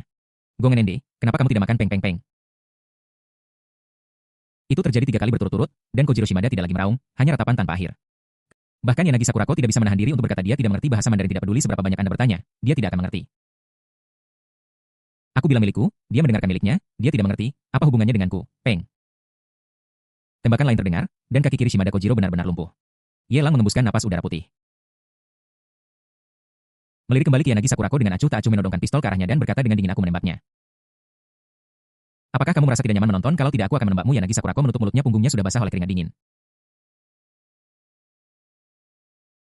Dia tidak berani meragukan kata-kata Yelang. Jika dia mengatakan satu kata lagi, kepalanya pasti akan hancur. Berikan dia teleponnya dan minta dia untuk menghubungi kepala keluarga Shimada. Yelang menarik pistolnya dan mulai mengisi peluru. Kojiro Shimada mendapatkan telepon itu dan dengan cepat menghubunginya. Dalam waktu 10 menit, seorang pria parubaya dan 2 pengawal kekar datang ke pintu masuk restoran. Ketika dia melihat penampilan menyedihkan putra sulungnya terbaring di tanah di restoran, dia merasakan gelombang amarah di dadanya. Tetapi ketika dia melihat bahwa Yelang memiliki pistol di tangannya, dia menahannya. Dia mengertakkan gigi dan berbicara dalam bahasa Mandarin yang buruk dengan setenang mungkin. Tuan, Anda menyakiti putra kesayangan saya hanya untuk memaksa saya muncul. Sekarang saya di sini, bisakah Anda melepaskannya? Yoho, Yelang menjadi bersemangat ketika mendengar ini. Shimada tua ini cukup jeli. Tanpa dia mengatakan sepatah kata pun, orang bisa tahu bahwa dia langsung menuju keluarga Shimada. Ini cukup bagus. Agak canggih orang seperti itu sangat menakutkan. Jika putranya terbunuh, kebencian tidak akan pernah berakhir. Dia mengangkat pistol dan mengarahkannya ke kepala Shimada Kojiro. Peng. Tembakan tiba-tiba terdengar dari awal hingga akhir. Shimada Kojiro yang berada dalam perhitungan Yelang seperti ikan dehidrasi setelah berjuang beberapa saat, dia benar-benar kehilangan napas kehidupannya. Bab 692 Teror Shimada-san. Baka Shimada-san sangat marah, dan saat dia menyaksikan putra sulungnya ditembak mati, dia meraung. Kedua pengawal di sampingnya mengeluarkan pistol mereka dan ingin mengarahkannya ke kepala Yelang. Linsier melangkah maju dengan ngeri mencoba berdiri di depan KKY. Namun, itu terjadi dalam sekejap. Prajurit yang menjaga pintu masuk melesat di depan kedua pengawal dan mengambil langkah pertama. Dia sangat cepat meletakkan tangannya di pergelangan tangan kedua pengawal, menggoyangkan dan memutarnya. Snap! Snap! 2 suara renyah terdengar. Dan pergelangan tangan kedua pengawal itu patah, dan senjata di tangan mereka jatuh ke tanah. Junzi menendang pistol ke arah tuan muda dan kemudian melancarkan serangan gila-gilaan pada kedua pengawal itu seperti badai hujan yang tiba-tiba. Dalam 3 tarikan napas, kedua pengawal itu terlempar seperti anjing mati tanpa tanda-tanda kehidupan. Hiss. Ketika Shimada-san melihat situasi ini, dia tidak bisa menahan diri untuk menarik napas. Aku tidak percaya dengan apa yang aku lihat. Anda harus tahu bahwa kedua pengawal yang menemaninya adalah prajurit yang disewa dengan harga tinggi. Tim biasa yang terdiri dari 100 orang tidak akan mampu mengalahkan salah satu dari mereka. Tapi sekarang, di tangan orang dari negara naga ini, dia dipukuli sampai mati dalam waktu kurang dari 3 napas. Seberapa mengerikan orang dari negara naga ini? Yang tidak Shimada-san ketahui adalah, jangankan kedua samurai ini, bahkan jika semua samurai yang dilatih di dojo yang menghasilkan kedua samurai ini datang, mereka tidak akan sepadan dengan Junko di masa lalu. Soldadu mampu melawan putra keberuntungan. Sekarang setelah mengikuti Yelang untuk waktu yang lama, dia sudah menjadi orang kepercayaannya. Dan Yelang tidak pernah memperlakukan orang kepercayaannya dengan buruk. Kapanpun dia membutuhkan sesuatu untuk meningkatkan kekuatan mereka, dia akan memberikannya kepada Junzi. Dari segi kebugaran fisik saja, sudah ada lebih dari 1000 tentara. Bagaimana mungkin seorang pejuang biasa menjadi lawannya? Bahkan seorang prajurit penjaga biasa pun tidak akan mampu mengalahkannya. Bawa dia ke sini, dan kamu pergi urus masalahnya. Yelang memberi perintah kepada Junzi. Masalahnya sudah menjadi sangat serius sehingga masih perlu ditangani. Biarkan saja Junzi yang mengaturnya. Targetnya adalah keluarga Shimada. Sekarang, si tukang Shimada Kojiro sudah pergi. Ketika pemimpin keluarga Shimada tiba, tentu saja tidak perlu bersikap sok dan dia bisa langsung ke intinya. Junzi mengantar Shimada Yama ke Yelang lalu kembali ke pintu masuk dan mulai menelepon serta menghubungi beberapa orang untuk mengatasi keributan di sini. Linsier menatap Yelang dengan ekspresi serius, berdiri dengan pipi yang sedikit memerah, dan duduk kembali di meja makan. Dia tidak berani terlalu lama bersama KKY. Dia tidak tahu apa yang sedang terjadi, tetapi seolah-olah saudara Ye telah menyemprotkan parfum pria yang sangat istimewa, dan ketika dia menciumnya, dia merasa itu harum dan terpesona olehnya. Jika tidak ada begitu banyak orang di sekitar, aku akan menghampirinya dan mencium pipinya. Sebenarnya apa yang ingin kau lakukan? Shimada-san berusaha keras untuk menahan amarahnya. Dia tahu dalam hatinya bahwa tindakan Ye Lang pasti ditujukan kepadanya. Jika tidak, bahkan jika dia memiliki konflik dengan putra sulungnya, dia tidak akan secara khusus memintanya untuk datang sendiri. Melihat tubuh putra sulungnya di kakinya, Shimada-san sangat kesakitan hingga tidak bisa mengendalikan diri. Tetapi dia tahu betul bahwa dia lemah sekarang dan tidak bisa mengalahkan musuh. Jika tidak, dia akan mengorbankan nyawanya dengan sia-sia. Aku tidak ingin melakukan apapun. Aku hanya ingin kau melakukan sesuatu untukku dan membawakan aku ahli negara naga yang baru saja kau bajak dari Institut Penelitian Ilmu Hayati Sakura milikmu. Alasan aku datang ke sini untuk makan adalah untuk mengungkap ahli di Institut Penelitian bibiku yang tidak setia. Tidak peduli apapun. Ada bunga sakura di mana-mana di sini, yang berbeda dari negara. Hanya berbicara tentang beberapa informasi intelijen, tentu saja tidak ada cara untuk dibandingkan dengan negara. Para ahli di Institute of Life Sciences semuanya adalah talenta-talenta terbaik dan institusi tempat mereka berada juga memiliki langkah-langkah kerahasiaan yang sangat kuat. Sejauh informasi yang Lao Huang dan yang lainnya telah dapatkan di Sakura, mereka hanya menemukan bahwa keluarga Shimada memiliki hubungan dengan institut penelitian ini. Selebihnya, aku tidak tahu apa-apa. Harus kuakui bahwa dalam hal menjaga rahasia, para ahli Sakura memang sangat teliti. Kau ingin aku mencarikan seseorang untukmu? Shimada-san sangat marah hingga seluruh tubuhnya gemetar ketika mengetahui tujuan Ye Lang. Dia tidak bisa menahan diri untuk berteriak, jika kau memiliki sesuatu untuk diminta. Tidakkah kau akan mengunjungiku? Mengapa kau membunuh putraku tercinta? Mengapa kau melakukan hal yang begitu kejam? Dia kesal dan marah. Aku berharap bisa menembak kepala Ye Lang. Hanya karena masalah sekecil itu dia membunuh putranya. Mengapa kau menanyakan begitu banyak pertanyaan? Kenapa kau bicara omong kosong? Ye Lang memutar matanya dan menendang mengenai perut Shimada-san yang terakhir terhuyung dan jatuh berlutut. Wajah Shimada-san meringis kesakitan, dan dia menggertakkan giginya. Bunuh aku, bunuh aku. Dan kau tidak akan berakhir dengan baik. Kau sangat kejam, dan kau berani bermain-main di kota Yokogawa, kau pasti akan dibunuh. Ye Lang menghela napas. Apakah aku akan dieksekusi atau tidak? Itu tidak penting. Yang penting adalah setelah kau mengatakan ini setengah dari keluarga Shimada akan kehilangan nyawa mereka. Apakah kau mengancamku? Shimada-san memelototinya. Bagaimana itu bisa dianggap sebagai ancaman? Ini disebut negosiasi. Tetapi hasil negosiasi itu tidak ideal. Sesuatu berjalan salah di tengah. Ye Lang berjongkok di depan Shimada-san mengulurkan tangannya. Menepuk pipinya dan mencibir. Perhatikan baik-baik siapa wanita ini? Apakah Anda mengenalnya? Dia membimbing Shimada-san dan melihat ke arah Yanagi Sakurako. Shimada-san mendongak dengan bingung dan hanya kagum dengan kemegahan Yanagi Sakurako. Untuk sesaat dia tidak punya perasaan lain. Yanagi Sakurako berbicara terus terang. Paman Shimada, saya Sakurako Yanagi Sakurako 10 tahun yang lalu, pada hari pembaptisan Anda di kuil dewa. Kamu datang ke keluarga Yanagi untuk menyaksikan upacara. Siapa Shimada-san? Yanagi Sakurako juga tidak mengenalnya tetapi selalu perlu untuk bersikap sopan. Terlebih lagi saat dia dibaptis di kuil Tuhan. Banyak keluarga datang untuk menyaksikan upacara dan keluarga Shimada adalah salah satu yang tidak mencolok di antara mereka. Karena Ye Lang telah mengalihkan topik pembicaraan kepadanya, dia secara alami harus mengatakan beberapa kata. Kalau tidak, siapa tahu jika dia akan diingat oleh iblis Ye Lang ini. Melihat metode kejam Ye Lang, bahkan dia putri sulung keluarga Liu Mu dan bahkan pendeta wanita kuil para dewa merasa ketakutan dan tidak berani menyinggungnya. Apakah Anda Nona Sakurako? Mengapa Anda bersama iblis seperti itu? Wajah Shimada-yama dipenuhi kengerian. Yanagi Sakurako tetap diam dan mulai membujuk. Paman Shimada, jangan penasaran. Anda hanya perlu tahu bahwa Anda harus mengikuti keinginan orang ini. Kalau tidak, bahkan keluarga Shimada akan menderita pukulan hebat dan menjadi tahanan seperti saya. Bung, kata-kata Yanagi Sakurako meledak langsung di benak Shimada-san. Nona Sakurako ditangkap.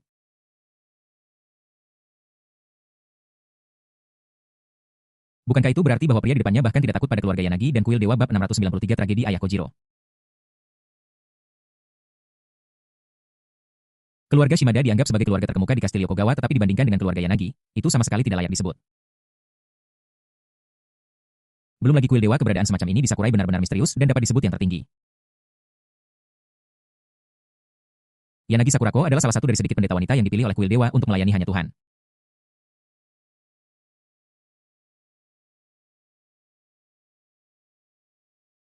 Dia adalah salah satu kandidat nyata untuk posisi tingkat tinggi di masa depan di Hall of Fame. Tidak banyak pendeta wanita. Ini juga alasan mengapa Yanagi Sakurako berada di Kabupaten Jiangnan, alih-alih tinggal di keluarga Zhao.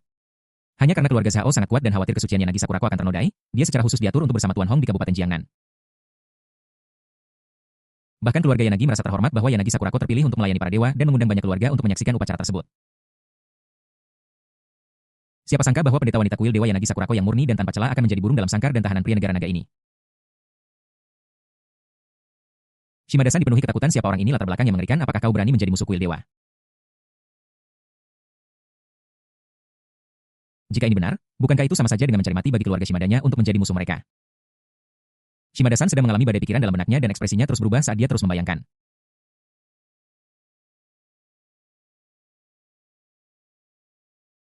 Dia perlahan berdiri dan melirik jenazah putra sulungnya di sampingnya.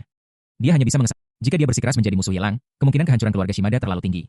Sebagai kepala keluarga, dia tidak bisa berjudi dengan keluarganya. Siapa orang yang sedang kamu bicarakan? Aku bisa membantumu menemukannya.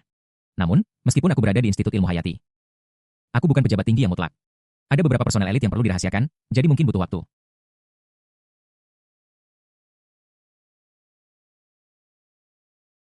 Shimadayama dengan bijaksana menyetujui permintaan Yelang. Benar sekali. Seorang pria yang tahu situasi saat ini adalah dan menepuk pundaknya berlutut, mohon bantuanmu. Mata Shimada-san bergetar hebat. Melihat Yanagi Sakurako dengan tatapan dingin di sampingnya, dia tahu betapa mengerikannya Yelang, jadi dia harus melakukan seperti yang dia katakan dan berlutut di tanah lagi.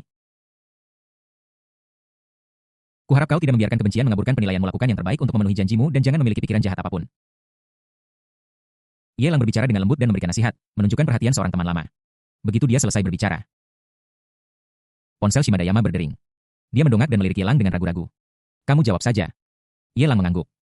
Shimada-san menjawab telepon dan mendengar teriakan minta tolong yang menyakitkan dari ujung sana. Tuan, sesuatu terjadi. Sesuatu yang serius terjadi. Keluarga Shimada diserang oleh sekelompok pria berpakaian hitam. Banyak orang meninggal, terlalu banyak orang meninggal. Para pendeta sudah meninggal. Tuan muda sudah meninggal dan bahkan nyonya dibunuh. Di balik teriakan minta tolong yang menyakitkan, ada lolongan dan rasa sakit dari sekelompok orang yang sangat menyedihkan. Kemarahan terpendam Shimada-san kembali membara. Kamu sangat kejam. Aku sudah menyetujui permintaanmu, tetapi kamu masih mengirim orang untuk membantai keluarga Shimadaku. Yelang memutar matanya dan cemburu tidak senang. Apa yang kamu katakan itu benar. Kamu setuju sekarang, tetapi barusan, bukankah kamu agak mengabaikan? Aku sudah memberitahumu bahwa aku akan membunuh setengah dari keluargamu. Perintah sudah diteruskan dan bawahanku secara alami akan melaksanakannya. Anda tidak bisa mengubah perintah Anda setiap hari, bukan? Apa Anda pikir saya sedang bermain rumah-rumahan dengan Anda? Lagi pula, jika kita hanya membunuh setengah dari mereka, bukankah masih ada setengah orang yang tersisa? Ketika Anda kembali ke keluarga Shimada, bukankah saya masih menjadi kepala keluarga Anda? Shimada-san menggertakkan giginya dan berkata, Anda membunuh istri saya dan satu-satunya putra saya yang tersisa. Itu saudara-saudaraku, bagaimana kau bisa memintaku melakukan sesuatu untukmu? TSK. Melihat Shimada-san yang kesal, Yelang merasa geli. Orang ini cukup bagus. Bahkan pada saat seperti ini, dia masih ingin memeras uang darinya. Jika aku tidak menyelidikinya terlebih dahulu, aku pasti sudah tertipu oleh ekspresi marah Shimada-san. Bang, Yelang mengangkat tangannya dan menampar wajah Shimada-san, berteriak dengan marah. Jangan terlalu tidak tahu malu. Apakah itu istrimu? Dia hanya seorang istri, hanya namanya saja. Dia pergi sepanjang hari. Baik menemani pejabat mulia ini atau patriark atau putra sulung dari keluarga besar. Hal semacam ini seperti jalan tol sialan. Apakah kamu masih memikirkannya? Dan putra bungsumu yang memaksa wanita dari keluarga baik-baik menjadi pelacur sepanjang hari pantas untuk dibunuh. Saya kehilangan anak saya. Ketika saya masih hidup, saya adalah kepala keluarga Shimada, tetapi 100 tahun kemudian, tanpa ahli waris, saya tidak lagi memiliki harapan. Shimadayama ketakutan, bertanya-tanya mengapa pemuda di depannya ini tahu begitu banyak tentang situasi keluarganya. Sementara dia terkejut, dia terus mengeluh tentang akhir hidupnya yang menyedihkan. Yelang berkata, saya mengerti maksudmu. Kamu mengatakan itu karena kamu tidak ingin melakukan ini lagi, kan? Kamu hanya ingin mati, kan? Oke, aku akan memuaskanmu. Kau dan dua anak harammu di Yokoka, aku akan membiarkanmu pergi bersama. 100 tahun kemudian. Mengingat situasi Shimada-san setelah bertemu dengannya, berapa lama dia ingin hidup? Kau tidak tahu malu, kan? Tanpa basa-basi lagi, Yelang duduk kembali di sofa, melihat ke arah Junzi dan melambai. Melihat Junzi datang, Shimada-san melambaikan tangannya ketakutan. Tidak, saya tahu saya salah, saya bisa melakukan banyak hal untuk Anda tanpa keluhan. Tolong jangan lakukan apapun pada putra saya, mereka benar-benar harapan terakhir saya. Yanagi Sakurako menatap Shimada-san yang ketakutan dan tiba-tiba merasakan kesedihan seolah kelinci telah mati dan rubah berduka atas kehilangan itu.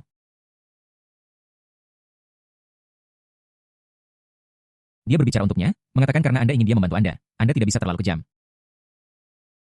Kalau tidak, jika Anda membunuh dua anak haramnya, Anda tidak akan bisa mengendalikannya lagi. Yelang mengangguk, seolah-olah dia telah membuat keputusan, menepuk wajah Shimada-san, dan menunjukkan senyum hangat. Jangan khawatir, aku akan menepati janjiku dan hanya membunuh setengah dari keluarga Shimada. Anda memiliki 4 putra, dan sekarang 2 sudah pergi. Jadi tersisa 2 yang mana persis setengahnya. Selama kamu patuh dan bertingkah seperti anjing yang baik, aku tidak akan pernah melakukan apapun pada keluargamu. Pergi dan lakukan pekerjaan itu. Pakar di Institut Penelitian Ilmu Hayati bernama Sining. Cobalah untuk menemukannya. Selama kamu yakin dia ada di institut, kamu juga bisa datang dan memberitahuku. Yelang memberikan instruksi secara teratur. Secara kebetulan, Jongos ini di lembaga penelitian Bibi memiliki nama yang sama dengan Kasim Jongos di dinasti Ming di kehidupan sebelumnya. Beberapa hal yang kita lakukan juga serupa. Sambil membantu musuh memecahkan masalah mereka, mereka juga menggunakan pemahaman mereka tentang situasi domestik untuk merumuskan beberapa strategi penindasan yang ditargetkan. Namun sayangnya, orang yang ditemui sini bukanlah dewa perang benteng Tumu, tetapi Ye Lang bab 694 kebaikan Tuan Muda untuk orang-orang setia itu. Selama hati mereka tidak bersamanya, Ye Lang dapat dengan adil berurusan dengan mereka. Belum lagi jenis penjilat bermuka dua ini. Bunuh. Tentu saja dia harus dibunuh. Benar sekali, aku tidak akan membiarkan sini mati semudah itu. Jangan khawatir, Tuan Ye, aku akan segera melakukannya dan akan melakukan yang terbaik. Shimada-san bersujud beberapa kali di tanah seperti anjing, lalu mengucapkan selamat tinggal dan pergi tanpa menoleh ke belakang. Melihat ini, Yanagi Sakurako tidak bisa menahan diri untuk berkata, kamu melakukannya dengan sangat kejam dan membiarkannya pergi. Apakah kamu tidak takut dia akan melaporkannya ke manajemen puncak institut? Itu akan membawakanmu masalah yang tak ada habisnya. Tidak peduli apa, dia adalah kepala keluarga Shimada dan memiliki kehormatan keluarga. Tapi malam ini dia dihina lagi dan lagi oleh Ye Lang kedua putranya dipenggal, tapi dia tidak berani mengatakan sepatah kata pun. Dia bahkan harus membantunya melakukan sesuatu, dan dia bahkan kehilangan martabat dasarnya sebagai manusia. Dia juga berpikir bahwa Ye Lang akan mengirim seseorang untuk mengikuti Shimada-san pergi untuk mengawasi dan mengancamnya. Siapa sangka Shimada-san akan ditinggal sendirian begitu saja? Apa kamu tidak takut orang ini akan berbalik melawanmu? Itu terlalu ceroboh. Ye Lang mencibir. Kenapa aku merasa kamu tidak mengenal rekan Sakura sebaik orang luar seperti aku? Jika aku bernegosiasi dengannya dengan sopan, dia mungkin setuju secara lisan, tetapi dia pasti akan mengkhianatiku saat dia berbalik. Tapi sekarang, aku membunuh kedua putranya dan menghabisi separuh keluarga Shimada.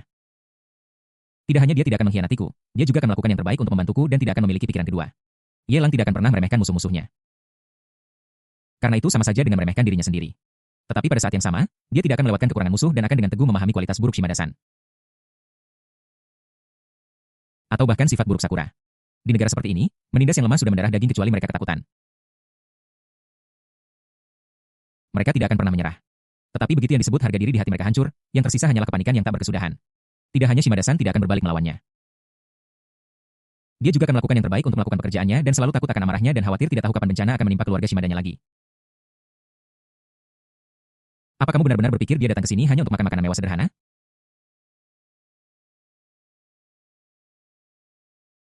Langkah demi langkah dia sudah membuat rencana ketika dia berada di ibu kota berbicara, termasuk Kojiro Shimada yang mata keranjang, dia hanyalah bagian dari rencana itu.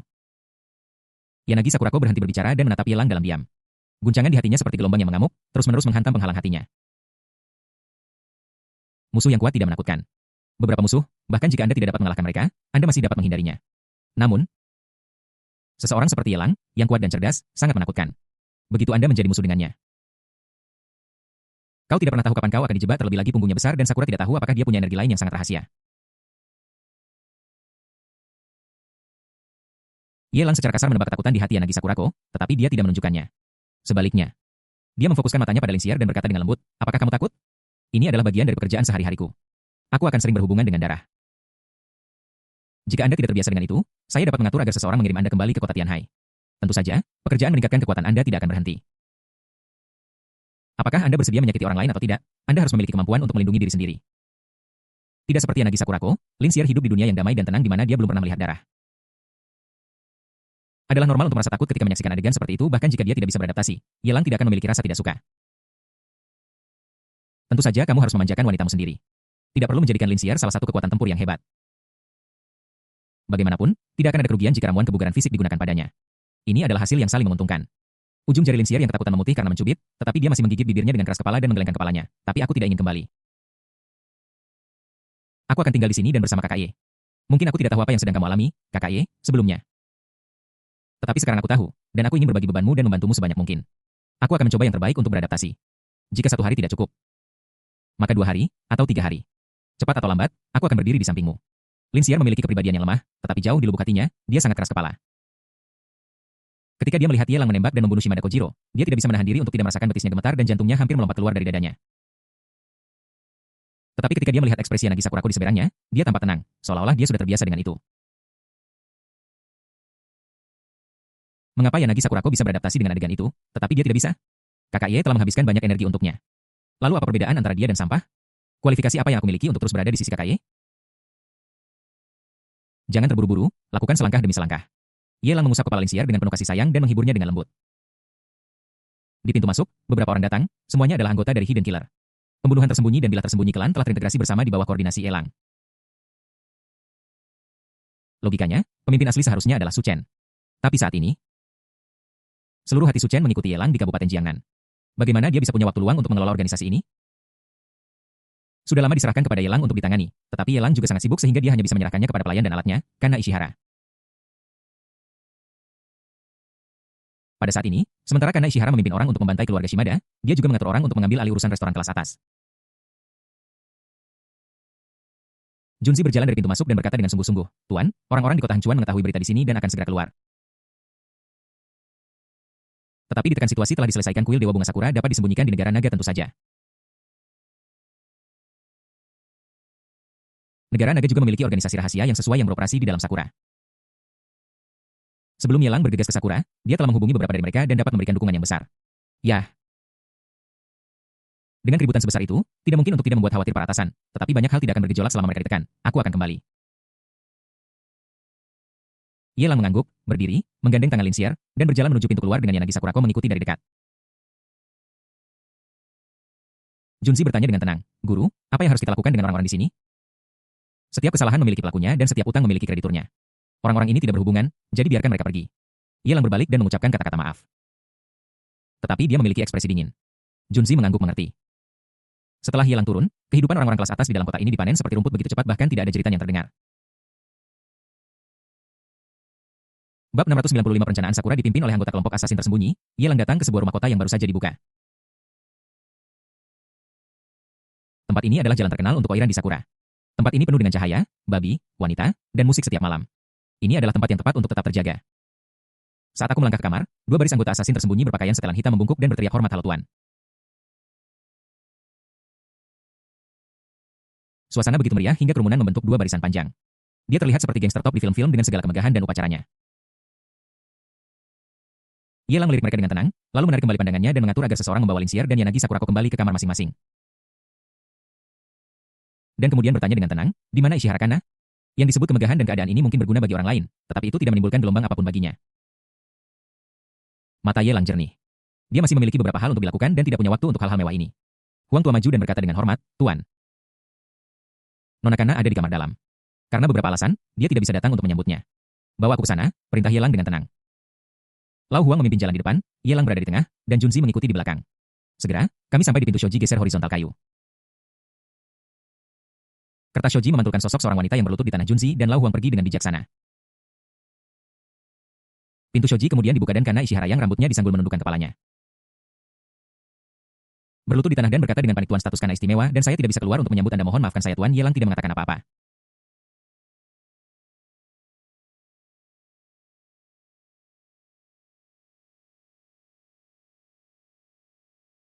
Dia duduk di atas tikar tatami dengan sepatu menyala. Dia berbalik dan melihat Ishihara Kana yang bergerak ke arahnya dengan lututnya. Lalu dia berbicara perlahan. "Apakah perlu berhati-hati seperti itu? Apakah keluarga kerajaan masih melarangmu? Atau apakah berita tentang kedatanganmu ke Sakura sudah tersebar?" Kana Ishihara adalah seorang putri dari keluarga kerajaan Sakura. Keluarga kerajaan yang sebenarnya memiliki garis keturunan untuk mewarisi tahta Sakura. Dan semua pengikutnya terbunuh. Hanya beberapa ninja senior yang selamat di bawah kepemimpinan para ninja senior ini. Dia memasukkan kematiannya dan melarikan diri ke klan. Menyembunyikan identitasnya dan dengan demikian berhasil selama secara logikanya. Bertahun-tahun telah berlalu, dan keluarga kerajaan Sakura seharusnya sudah lama melupakan putri sejati ini. Menanggapi Mas, ternyata ada jejak Kana yang ditemukan di sana sejak memasuki Sakura. Kana sangat berhati-hati dan waspada. Dia tidak pernah mengungkapkan keberadaannya di depan orang lain dan tidak akan dikenali oleh siapapun. Alasan mendirikan markas pembunuh tersembunyi di sini adalah karena tempat ini campur aduk dan sangat kacau sehingga tidak perlu khawatir bahwa kemunculan tiba-tiba sekelompok orang ini akan menarik perhatian. Namun sejumlah besar pria bersenjata klan tidak dapat datang karena orang-orang itu semua berkulit hitam.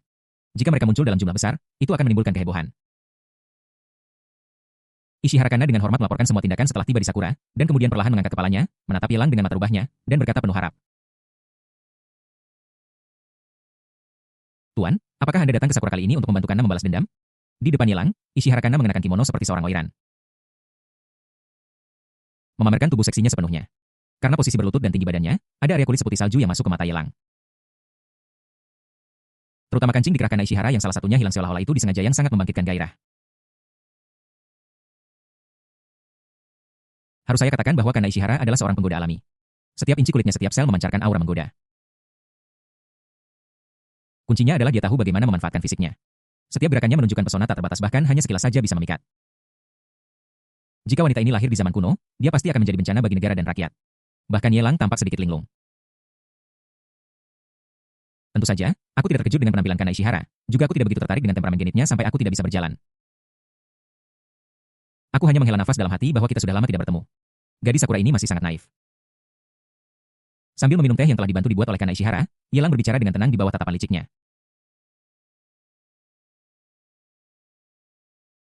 Karena aku di sini untuk membantumu. Jika aku tidak tahu bahwa kamu telah menyimpan kebencian yang mendalam di hatimu, aku tidak perlu menekan keluarga Shimada dan membunuh kelompok orang kelas atas itu semata-mata demi peneliti pengkhianat Shining dan tata letaknya sendiri di Sakura.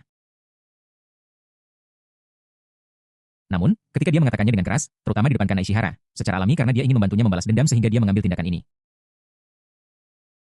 Tuan, aku tidak akan pernah melupakan kebaikanmu. Kana Ishihara menganggukkan kepalanya ke tanah, suaranya bergetar. Dengan kekuatannya, bahkan jika dia mengumpulkan energi seumur hidup, dia tidak akan bisa membalas dendam atas pertumpahan darah ini. Namun jika Yelang bersedia bertindak, maka segalanya akan berbeda. Posisi itu seharusnya menjadi miliknya. Namun sekarang orang yang duduk di sana bukan hanya tidak sah tetapi dia juga berulang kali membunuh dia pewaris sejati dan membantai semua kerabatnya.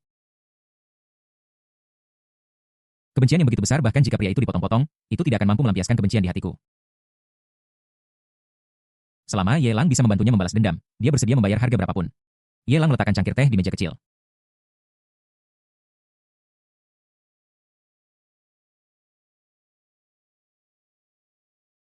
Mengetuknya dengan jari-jarinya secara teratur. Setelah hening sejenak, dia perlahan berbicara. Kudengar orang-orangmu mengalami masalah di Yokogawa dan menjadi sasaran seseorang. Ishihara Kana mengangguk dan menjawab dengan jujur. Itu adalah grup Yamakawa. Kekuatan bawah tanah ini berada di kota Yokogawa dan memiliki ribuan anggota. Ini adalah organisasi yang sangat besar. Selain itu reputasi mereka tidak buruk di kastil Yokogawa. Beberapa orang bahkan mengatakan bahwa semua orang dalam hal kekuatan saja, mereka yang memiliki Hidden Killer dan Dark Blade dapat menghancurkannya. Tetapi begitu grup Yamakawa dihancurkan, itu pasti akan memperingatkan atasan, dan kemudian identitas saya mungkin terungkap. Untuk alasan keamanan, kita hanya bisa mentolerirnya untuk sementara waktu. Mengumpulkan kekuatan dan bertahan sudah menjadi hal biasa bagi Kana Ishihara dan sudah seperti ini selama bertahun-tahun. Namun, Yelang bukanlah orang yang sabar. Dia berpikir sejenak, melihat lingkungan kecil, dan berkata dengan tenang, mari kita ganti tempat. Kana Ishihara membuka matanya dengan terkejut dan khawatir saat dia menasihati. Tuan, grup Yamakawa memiliki reputasi tinggi di kota Yokogawa. Begitu kita bertindak, kita akan dikutuk oleh semua orang dan dibenci. Kita juga akan menjadi sasaran para pendukung di belakang grup Yamakawa. Identitas kita tidak boleh terungkap. Kamu tidak perlu muncul. Serahkan sisanya padaku saja. Yelang mengucapkan kata yang menenangkan, lalu memanggil Junzi dan menginstruksikannya secara teratur tentang apa yang harus dilakukan selanjutnya. Kedua raksasa Sakura itu bertarung secara terbuka dan diam-diam satu sama lain, mengubah situasi menjadi berantakan. Strategi mengusir serigala dan menelan harimau yang saya gunakan untuk membodohi kakek saya mudah diucapkan tetapi sangat sulit untuk diterapkan. Sulit untuk mengatakan siapa serigala dan siapa harimau, jadi bagaimana Anda bisa mengusir serigala dan menelan harimau? Bahkan jika rencana itu layak, itu jelas bukan yang terbaik. Daripada terlibat dalam perselisihan antara dua raksasa yang sudah berkembang. Akan lebih baik untuk menargetkan keluarga kerajaan Sakura yang lemah terlebih dahulu.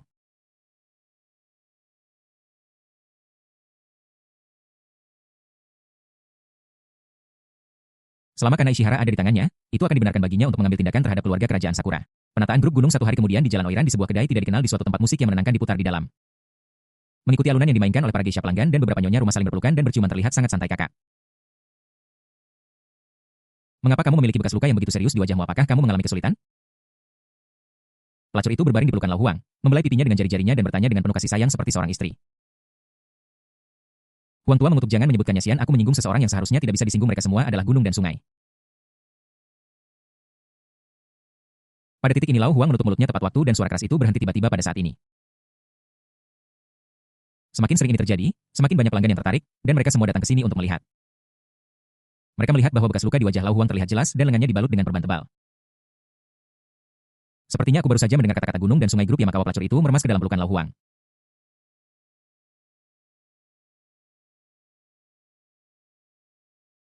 Wajahnya penuh rasa ingin tahu saat dia bertanya, kakak, gunung dan sungai yang baru saja kamu sebutkan, apakah kamu... Mungkinkah lukamu disebabkan oleh grup Yamakawa?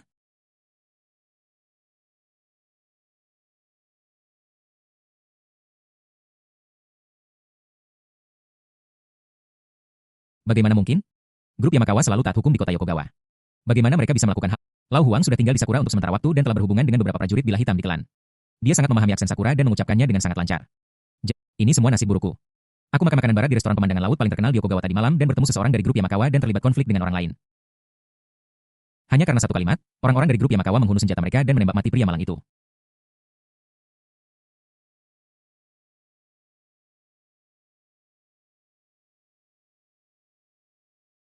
Karena mereka takut kebenaran akan terungkap dan reputasi grup Yamakawa akan rusak. Bajingan-bajingan ini membunuh orang tanpa pandang bulu. Jika saya tidak cukup beruntung untuk merangkak ke toilet di bawah mayat, saya pasti sudah kehilangan nyawa sekarang. Kamu tidak diizinkan untuk memberitahu siapapun jika tidak grup Yamakawa tidak akan melepaskan saya. Old Huang merendahkan suaranya dan bergumam pelan.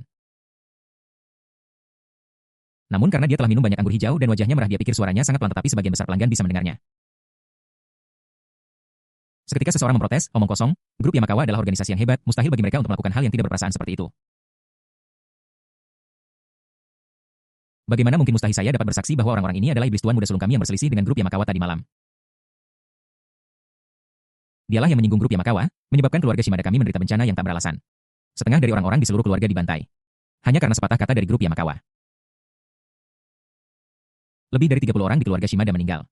Chen Erdan, yang berada di kerumunan, ikut meraung marah.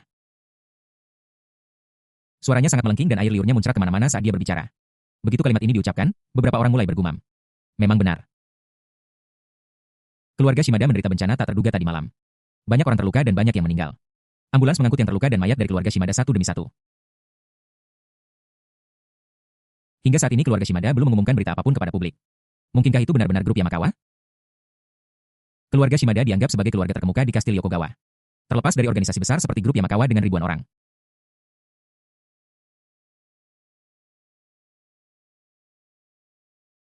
Siapa lagi yang bisa menghancurkan keluarga Shimada sejauh ini dan mengancam keluarga Shimada sedemikian rupa sehingga mereka tidak berani mengatakan sepatah kata pun kepada dunia luar? Penyebaran gosip sangat dahsyat. Dimanapun Anda berada, mungkin grup Yamakawa memiliki reputasi yang baik di Yokogawa, tetapi tidak mungkin untuk memenangkan hati semua orang. Beberapa orang membencinya bagaimanapun juga. Begitu mereka punya alasan, orang-orang menyebalkan ini akan mengambil kesempatan untuk menyebarkan rumor dengan cepat. Lau Huang dan Chen Erdan adalah tim pada saat yang sama di seluruh kota Hancuan, di tempat-tempat di mana ratusan orang berkerumun. Rumor seperti itu menyebar dengan cepat. Jika seseorang melakukan 99 hal baik dan kemudian melakukan satu hal buruk, maka ada kemungkinan besar orang ini akan dipaku di pilar rasa malu.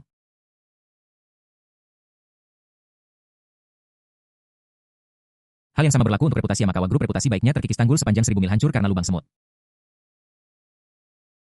Di dalam kedai, kebisingan semakin keras, terdengar ledakan keras tiba-tiba. Anda dari keluarga Shimada? Bagaimana mungkin? Itu omong kosong. Huang tua yang pusing menunjuk hidung Chen Erdan dan mengutuk, kau mengarang cerita. Apakah kau melakukannya dengan sengaja? Yamakawa Group telah mengatakan bahwa mereka ingin memusnahkan setengah dari keluarga Shimada. Mereka yang sudah mati, ya sudah mati, dan mereka yang masih hidup bahkan tidak berani mengatakan hal buruk tentang grup Yamakawa. Siapa yang memberimu keberanian untuk memfitnah grup Yamakawa di sini? Kamu sudah selamat. Dendam apa yang kamu punya terhadap grup Yamakawa? Swiss, Swiss, Swiss, Swiss. Semua mata tertuju pada Chen Erdan. Ya ampun, kedua orang ini yang sama-sama menjelek-jelekan grup Yamakawa tidak hanya tidak akur, tetapi malah mulai berkelahi. Sungguh mengejutkan. Mungkinkah salah satu dari kedua orang ini mabuk dan menyombongkan diri? Mustahil jika dua orang dengan sengaja mengatur agar Yamaguchi Gumi saling melawan, kan? Ini terlalu bodoh. Aku tidak mengada-ada. Kelompok Yamakawa benar-benar ingin melenyapkan separuh keluarga Shimada, Chen Erdan berteriak. Matanya merah karena kesakitan setelah membunuh setengah dari keluarga Shimada. Mereka menyiksaku hanya karena aku melihat kelompok Yamakawa sedetik lebih lama.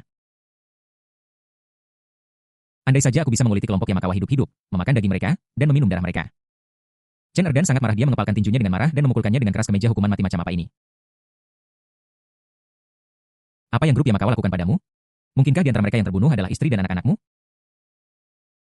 Karena penasaran, pelanggan terus mendekati Chen Erdan, melihat wajahnya yang tanpa luka dan tubuhnya yang utuh penuh rasa ingin tahu. Dibandingkan dengan Lau Huang, Chen Erdan sama sekali tidak terlihat seperti orang yang terluka. Mereka hanyalah sekelompok iblis, sekelompok orang gila. Chen Erdan berdiri di sana dengan wajah tertutup, tidak bisa mengendalikan dirinya karena kesakitan. Setelah waktu yang lama dengan mata merah, dia mengulurkan tangan dan meraih seorang pelanggan yang dekat dengannya, meletakkan tangannya di bawah tubuhnya dan meremasnya. Pelanggan itu mencubitnya, mengerutkan kening, dan dengan cepat menarik tangannya. Merasa ada sesuatu yang salah, dia mengulurkan tangan dan menyentuhnya lagi. Di bawah tatapan kerumunan, pelanggan itu tidak bisa menahan diri untuk tidak membelalakan matanya. Tersentak ketakutan, dan gemetar di sekujur tubuh. Dia meraung seolah rasa sakit membuatnya merasa seperti dia ada di sana secara pribadi. Bab 697, semua usaha sia-sia. Jika kamu hanya menyimpan satu dari keduanya, bukankah itu sama saja dengan menghancurkan setengahnya? Metode grup Yamakawa sangat brutal. Pada saat itu, pelanggan tidak bisa menahan diri untuk tersentak. Ternyata ada dendam seperti itu. Siapapun yang berada dalam situasi itu akan berpikir bahwa mereka telah lolos dengan beruntung.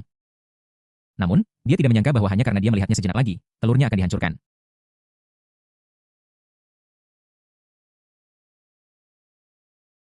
Dan bahkan kemungkinannya untuk menjadi seorang pria akan hancur. Garis keturunanku adalah warisan satu garis selama 18 generasi.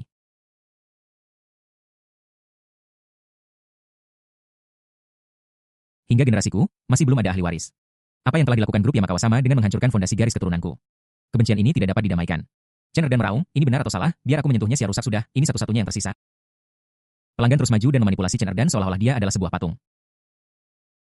Dalam hatinya Chen Erdan mengutuk bajingan-bajingan ini sampai mati, tetapi di permukaan dia tidak berani menunjukkan ketidaksenangan apapun. Semuanya demi rencana Tuan Muda.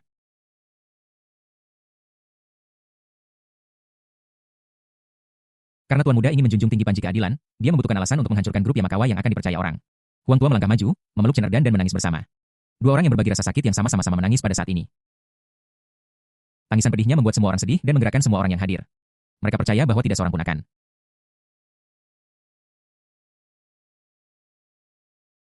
Dalam keadaan seperti itu membuat tuduhan yang tidak berdasar terhadap grup Yamakawa, dan tidak seorang pun akan bersedia mempertaruhkan nyawanya sendiri untuk memfitnah orang lain.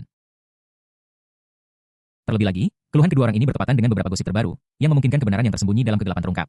Saya khawatir semua ini mungkin benar-benar dilakukan oleh grup Yamakawa. Pada saat ini, sekelompok besar orang bergegas masuk ke kedai minuman.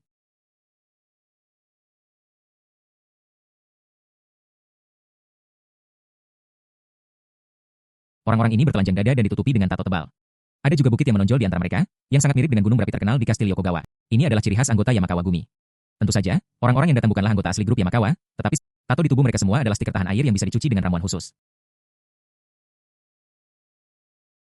Apa yang terjadi di kedai minuman secara alami sampai ke telinga grup Yamakawa melalui saluran informasi dari mereka yang berkepentingan.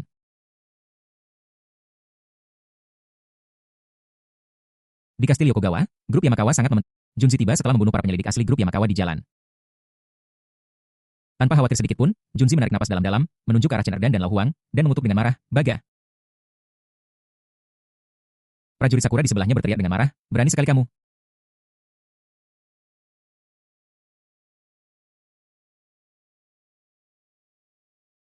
Sekumpulan bajingan, mengarang cerita tentang Yamakawa Groupku. Yamakawa Groupku berada di kastil Yokogawa, melakukan apa yang benar dan menjadi warga negara yang baik.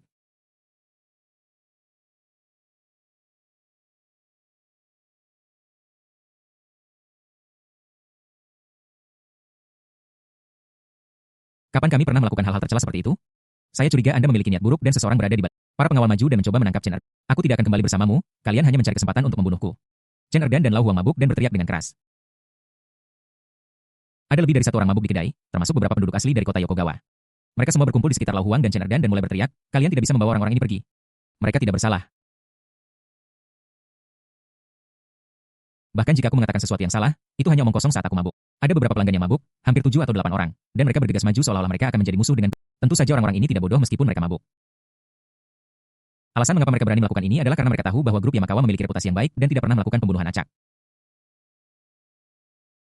Demikian pula, mereka merasa bahwa apa yang dikatakan Chen Erdan dan Lao Huang itu benar dan ini tidak bertentangan dengan fakta bahwa mereka tidak takut pada grup Yamakawa.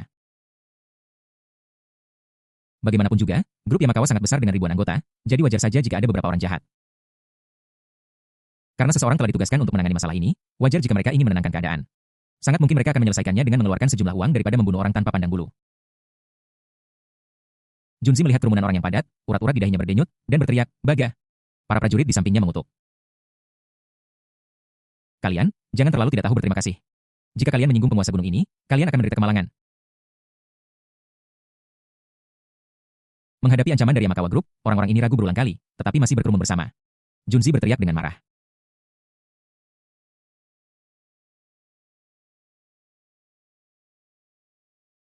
Dan untuk kesempatan langka dia mengucapkan kalimat kedua dari bahasa Sakura yang bisa dia kuasai dengan fasih. Dia menyeka lehernya dan memerintahkan anak buahnya, mati. Tiba-tiba, seorang samurai menghunus pedangnya dan bergegas menuju kerumunan. Dan para pelanggan yang berdiri di depan grup Yamakawa berjatuhan satu demi satu. Orang-orang ini tidak mati, tetapi luka di tubuh mereka dan rasa sakit yang membakar itu nyata di depan semua orang. Lao Huang dan Chen Erdan ditikam oleh lusinan pedang samurai. Luka yang tak terhitung jumlahnya berkumpul bersama, dan pakaian mereka sudah ternodam. Di depan banyak orang, anak buah Junzi menyeret mayat Lao Huang dan Chen Erdan dan perlahan berjalan keluar dari kedai.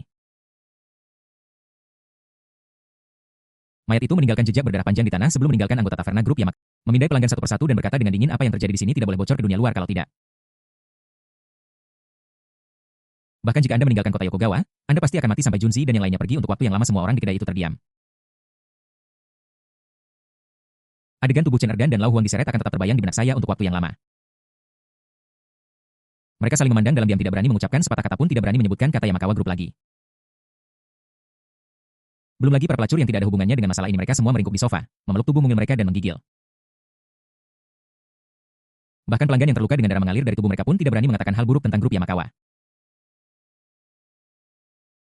Aktingnya tidak buruk, tetapi sayang sekali mengatakan kata-kata kasar seperti itu saat ini sama saja dengan menyia-nyiakan semua upaya sebelumnya. Yanagi Sakurako berada di sudut kedai, bergumam pelan. Dia melihat semua yang baru saja terjadi. Dia sudah lama melihat melalui warna asli Junshi dan yang lainnya dan berpikir dia bisa menjebak grup Yamakawa. Tetapi kata-kata ancaman terakhir itu seperti pisau tajam yang menggantung di hati para pelanggan ini. Aku khawatir tidak ada yang berani memberitahu siapapun apa yang terjadi di sini. Bab 698 Linsier, aku tidak bisa melakukannya. Jika kamu berpikir demikian, kamu tidak bisa dikatakan bodoh. Itu hanya membuktikan bahwa kamu telah tinggal di kuil dewa terlalu lama dan menjadi terputus dari kehidupan normal. Yelang meliriknya ringan tanpa memberikan terlalu banyak penjelasan. Namun Linsier, yang berdiri di sebelahnya, perlahan berkata di bawah tatapan curiga Liu Muingzi, berita semacam ini tidak akan pernah bisa diblokir. Bahkan jika orang-orang ini tidak akan mengatakannya di depan umum, mereka pasti akan memberitahu kerabat, istri, dan bahkan saudara laki-laki dan perempuan mereka. Tapi setelah mengatakan hal-hal buruk tentang grup Yamakawa, mereka akan menambahkan, aku hanya memberitahumu tentang ini, jangan beritahu siapapun. Dari mulut ke mulut menyebar dari satu orang ke 10, dan dari 10 ke 100, dan seterusnya, semua orang akan tahu tentang hal itu. Sama seperti rahasia yang beredar di antara para gadis, dalam keadaan normal, itu akan diketahui oleh semua orang di profesi dalam waktu setengah hari. Yanagi Sakurako tidak bodoh, justru sebaliknya, dia sangat pintar. Hanya dengan penjelasan sederhana dan Anda akan memahami kebenarannya. Melihat Yelang. Ekspresinya sangat serius. Bukan hanya dia kuat dan brutal, dengan latar belakang yang mengerikan, dia juga mampu memanfaatkan kelemahan sifat manusia dan menyebabkan masalah di sana. Untuk mencapai tujuan, gunakan segala cara yang diperlukan. Lawan seperti itu sangat menakutkan. Masalah grup Yamakawa biarkan saja berfermentasi. Mari kita kembali.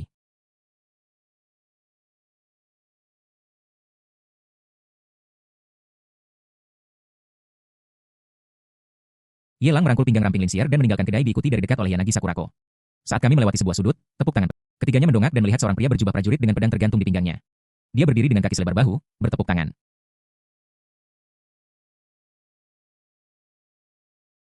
Dan menatap ke arah Yelang dengan minat. Dia berseru dengan kagum, luar biasa, benar-benar luar biasa, pantas menjadi pria yang mengincar Yamakawa Group. Sarana seperti itu sulit dibayangkan jika Anda belum melihatnya dengan mata kepala sendiri dan mendengarnya dengan telinga sendiri. Sayang sekali Anda akan mati. Jika Anda menyerang grup Yamakawa, Anda masih memiliki kesempatan untuk bertahan hidup, tetapi jika Anda mengulurkan cakar Anda ke institut para pejuang dari Tianya Dojo. Ketika Yanagi Sakurako melihat orang yang datang, dia tidak bisa menahan diri untuk tersentak. Ada ribuan dojo samurai di Sakura, tetapi di antara mereka, Tianya Dojo pasti bisa berada di peringkat 3 teratas. Faktanya, dojo ini hanya kalah dari Broken Blade Dojo yang menjadi pemimpin. Para pejuang di dojonya sangat kuat sehingga jarang terlihat di dunia. Orang itu, Shimada-san, telah mengkhianati kita. Di mana orang-orangmu?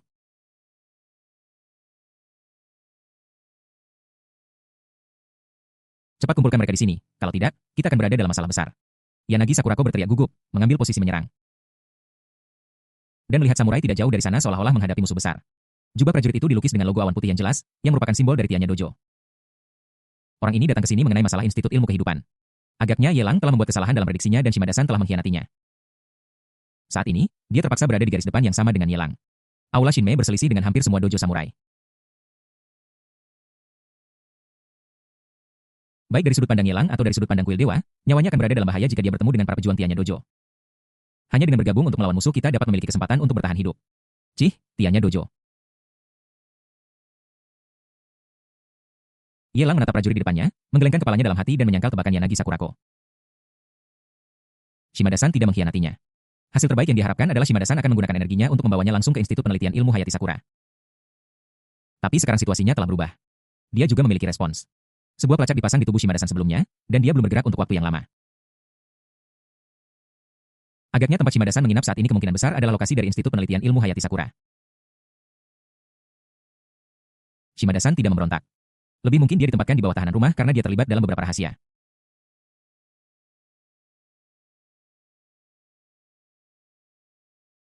Aku akan memberimu satu kesempatan. Apakah kamu ingin aku membunuhmu satu persatu, atau kamu ingin dibunuh pada saat yang sama? Prajurit itu menatap ketiga orang di depannya dengan jijik.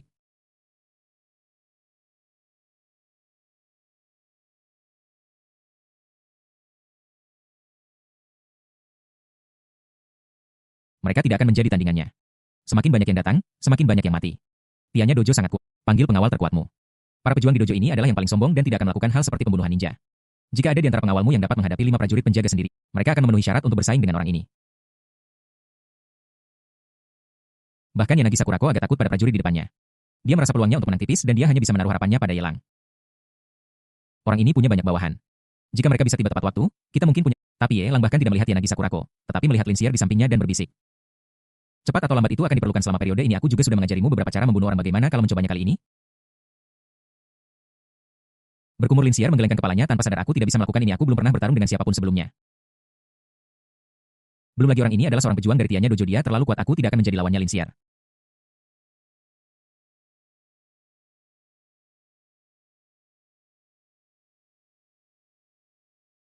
Siapa yang hanya memiliki fisik yang bagus belum pernah mengalami pertempuran sesungguhnya. Dan setiap kalinya ia adalah pihak yang kalah. Dia tidak percaya diri menghadapi Sakura Samurai yang perkasa.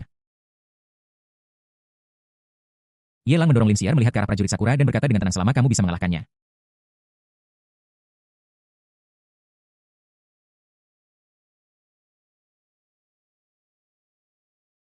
Aku akan membiarkanmu melakukan apapun yang kamu inginkan, entah membunuhnya atau memotong-motongnya, semua terserah padamu. Prajurit itu menghunus pedang dari pinggangnya. Mengerutkan kening, dan berteriak dengan marah, kamu menghina aku. Menggunakan wanita lemah, wanita ini akan mati, dan kamu juga tidak akan bisa melarikan diri.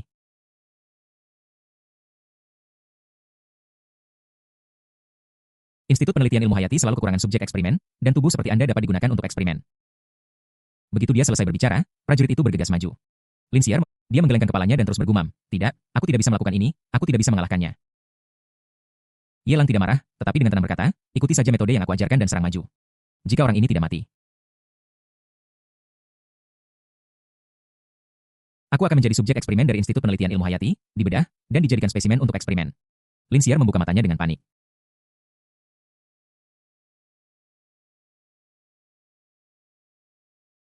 Melihat prajurit yang bergerak sangat cepat sehingga di mata orang lain, dia hampir hanya seperti hantu. Dia menggelengkan kepalanya dengan kuat, tidak, tidak, aku tidak mau.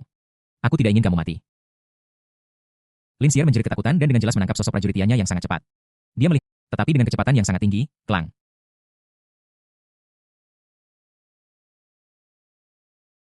Prajurit dari Tianya ingin melawan dan mengangkat pedangnya dengan ketakutan untuk menebas, tetapi batu itu mengenai telapak tangannya dan pedang itu jatuh dari tangannya. Segera setelah itu, dia tertegun kurang dari setengah meter di depan Lin Xier dan diserang dengan gila-gila. Lin Xier, yang sudah gila, menghentikan serangan derasnya dan membuka matanya dengan gemetar. Dia menatap prajurit Tianya yang berdiri kurang dari setengah meter di depannya dengan mata dia mundur dengan panik karena ketakutan dan jatuh ke pelukan Ye Lang. Dia menunjuk ke arah prajurit Tianya dengan tangan gemetar dan tergagap ketakutan. Kenapa dia berdiri di sana tanpa bergerak? Yanagi Sakurako berdiri di dekat situ dan melihat semuanya dengan jelas. Melihat Lin Xier menggigil, sepertinya dia tidak berpura-pura, tetapi dia tetap tidak bisa menahan diri untuk mengerutkan bibirnya. Sungguh keterlaluan. Gadis kecil yang lemah seperti itu. Ketika Ye Lang mendorongnya keluar, dia hampir mengira Ye Lang gila. Aku bahkan berpikir bahwa Ye Lang sedang murung dan ingin Lin Xier mati. Aku tidak menyangka situasinya akan menjadi seperti ini.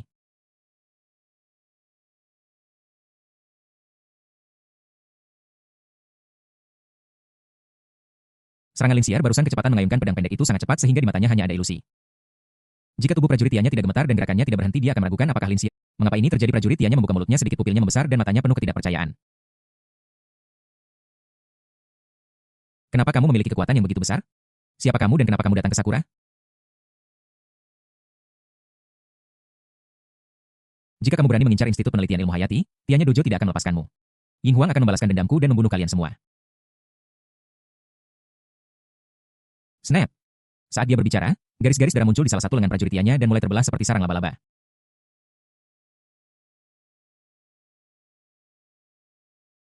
Sebuah lengan yang bagus berubah menjadi potongan-potongan yang tak terhitung jumlahnya dan jatuh. Tak lama kemudian lengan kanan juga mulai diikuti oleh badan. Snap-snap. Seorang prajurit Sakura yang bagus berubah menjadi tumpukan daging cincang dalam sekejap mata. Kecuali kaki dan kepala, seluruh tubuhnya dipotong menjadi ribuan bagian oleh Lin Xier dalam waktu kurang dari 2 menit. Brutal. Lin Xier menatap kepala di depannya dengan mata lebar menatapnya, dan dia sangat ketakutan. Baru saja, kenapa dia bisa berbicara? Dia mengangkat kepalanya, menatap Ye Lang, dan menanyakan alasannya, dengan sedikit isak dalam suaranya. Bukannya aku khawatir tentang kematian prajurit Tianya, hanya saja aku tidak bisa menerima perilakuku sendiri dalam jangka pendek.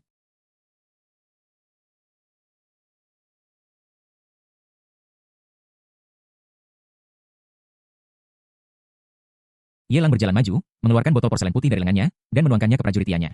Bubuk putih berjatuhan. Berderit. Bercampur dengan daging dan disertai dengan asap putih yang berbau dan menyengat, daging cincang prajurit Tianya secara bertahap menghilang. Menyerahkan botol itu kepada Lin Xier, Ye Lang berkata dengan tenang, lain kali jika kamu menghadapi situasi seperti ini lagi dan tidak tahan, gunakan bubuk ini untuk membersihkan tubuh. Jangan khawatir, jika kamu tidak membunuh orang seperti ini, dia akan membunuh kita. Terkadang membunuh orang jahat adalah untuk menyelamatkan lebih banyak orang tak berdosa. Adapun fakta bahwa dia bisa berbicara barusan, itu semua karena kamu mengayunkan pedang pendek terlalu cepat, yang menyebabkan situasi ini. Ye Lang sama sekali tidak terkejut. Tidak peduli seberapa bodohnya Lin Xier dalam seni bela diri. Kebugaran fisiknya telah mencapai 2000 poin yang merupakan batas dari apa yang bisa dia tingkatkan saat ini kecuali keberadaan transenden Liu Li. Bahkan Luo Qingyu dan 6 saudara perempuannya yang lain tidak akan bisa dibandingkan dengan Lin Xier jika dia tidak mengirimkan ramuan peningkatan kebugaran fisik ke-10 yang baru saja dia dapatkan ketika dia berada di kota Tianhai. 6 saudara perempuan itu membutuhkan 600 botol ramuan peningkatan kebugaran fisik ke-10, tetapi sistem hanya menyediakan 500 botol. Luo Qingyu dan 6 gadis lainnya serta Lin Xier kekurangan 200 botol, belum lagi 30 botol yang telah dihabiskan. 230 botol ramuan fisik yang hilang semuanya dibeli olehnya di ruang sistem menggunakan poin penjahat takdirnya. Karena ramuan semacam ini sudah muncul nilainya telah sangat berkurang tetapi meskipun begitu. Satu botol masih membutuhkan 10.000 poin nilai penjahat takdir hanya untuk membeli bagian yang hilang telah menghabiskan 3 juta poin penjahat takdir biayanya tinggi tetapi imbalannya juga sangat bermanfaat menurut penjelasan Luo Qingyu. Dengan upaya gabungan dari 6 saudari, belum lagi saudari ketiga yang belum muncul, dengan kekuatan fisik hampir 1000, mereka akan mampu bersaing dengan Ye Chen. Atau bahkan mengalahkannya. Jika kekuatan ke-6 orang menjadi 2000, bukankah formasi pedang gabungan ini akan mampu mengerahkan lebih dari 2 kali lipat kekuatan tempur? Bahkan jika itu Liu Li Xie, itu tidak dapat ditekan tanpa menggunakan tubuh roh jiwa es. Pengeluaran ini sepadan. Tetapi meskipun begitu, 23 juta nilai penjahat takdir telah mengurangi inventaris dalam jumlah kecil. Melihat Lin Xier yang cantik, Ye Lang merasa sedikit terharu. Tidak masalah apakah penjahat itu layak atau tidak. Yang penting adalah Xier mengikutinya ke tur bunga sakura. Jika ini tidak memuaskan keinginannya untuk menjadi wanitanya, bagaimana dia bisa layak atas usaha Xier?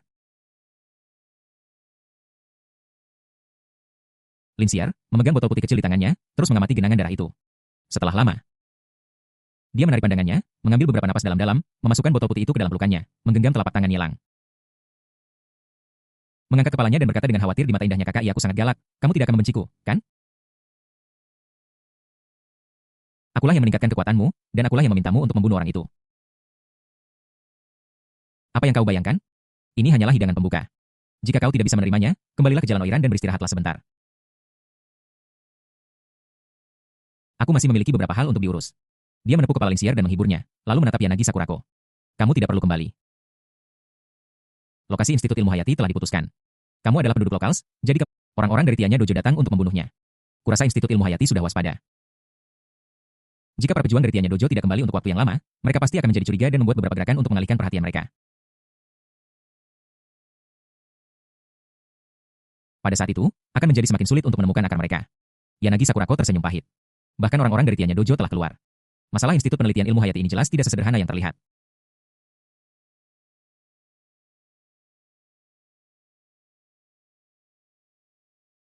Lagi pula, sejak saya masih berada di kuil dewa, saya mendengar bahwa Kaisar Sakura saat ini memberikan persembahan. Jika lembaga penelitian ini benar-benar memiliki terobosan penting, itu pasti akan ditanggapi dengan serius oleh Kaisar Sakura. Mereka akan mengirimkan prajurit paling elit dan orang-orang kuat mereka untuk menjaganya. Jika kita pergi ke sana dengan gegabah, itu seperti berjalan ke sarang harimau. Bab 699 bahaya dari belakang Yanagi Sakurako adalah orang yang bijaksana. Dia mengurungkan niatnya untuk melarikan diri tanpa izin, berharap dia bisa sedikit membantu Ye Lang, dan kemudian memenuhi syarat untuk bernegosiasi dengannya dan menukar beberapa kepentingan demi kebebasannya. Dia tidak bodoh dan tidak akan gegabah melawan Ye Lang lagi. Akhir seperti itu mungkin tidak akan jauh lebih baik daripada akhir dari prajuritiannya yang sudah rusak. Tapi sekarang Ye Lang akan pergi ke Institut Ilmu Hayati di mana pasti ada banyak ahli bahkan para pejuang dari Tianya Dojo pun dikerahkan. Di base camp, tidak ada yang tahu berapa banyak orang kuat yang mengepungnya dengan kekuatannya. Dan karena tidak dapat memanggil Shikigami, dia akan berada dalam bahaya besar jika pergi ke sana kita bisa mengusahakannya jika tidak berhasil.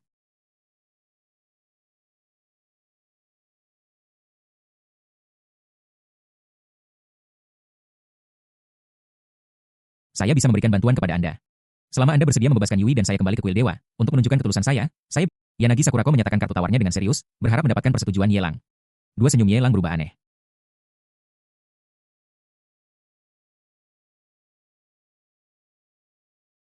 Yanagi Sakurako marah dalam hatinya, tetapi di permukaan dia harus membuat konsesi. Anda bisa membebaskan Yui terlebih dahulu, dan biarkan Balai Dewa mengirim orang-orang kuat untuk menghancurkan Institut Penelitian Ilmu Hayati untukmu dan kemudian biarkan aku pergi. Ye Lang menggelengkan kepalanya. Saat itu, bahkan jika aku ingin menahanmu di sini, beritanya sudah bocor, dan Istana Dewa akan tetap menculikmu bahkan jika mereka menggunakan cara-cara yang keras, kan? Lagi pula, siapa yang tahu apa yang ada di pikiranmu saat kau mengucapkan kata-kata ini? Istana Dewa bersedia mengirimkan 50 prajurit penjaga dan 10 pendeta wanita untukmu di ibu kota Zhao. Yang merupakan markas besar kuil para dewa di negara naga hanya ada 100 prajurit penjaga dan selusin pendeta wanita. Mereka semua telah dibunuh oleh tangannya Chen, jadi bagaimana mungkin dia tega mengerahkan begitu banyak orang kuat?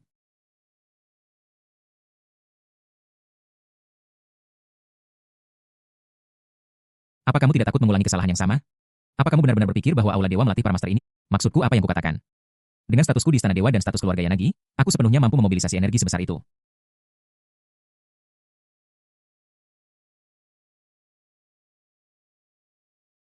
Aku tidak perlu berbohong padamu.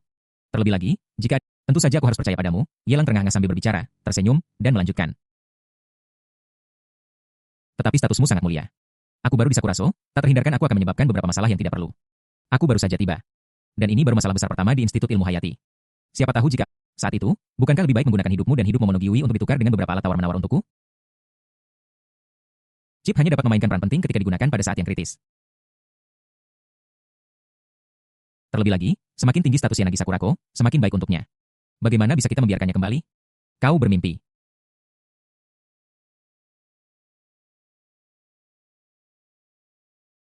Kalau begitu, jangan pergi ke Institut Ilmu Kehidupan. Aku belum mau mati. Yanagi Sakurako, karena kamu tidak mau mendengarkan penjelasannya, kenapa repot-repot menjawab begitu banyak pertanyaan? Itu hanya membuang-buang napasnya saja. Apakah kamu mengajariku bagaimana melakukan sesuatu? Mata Yelang berubah dingin.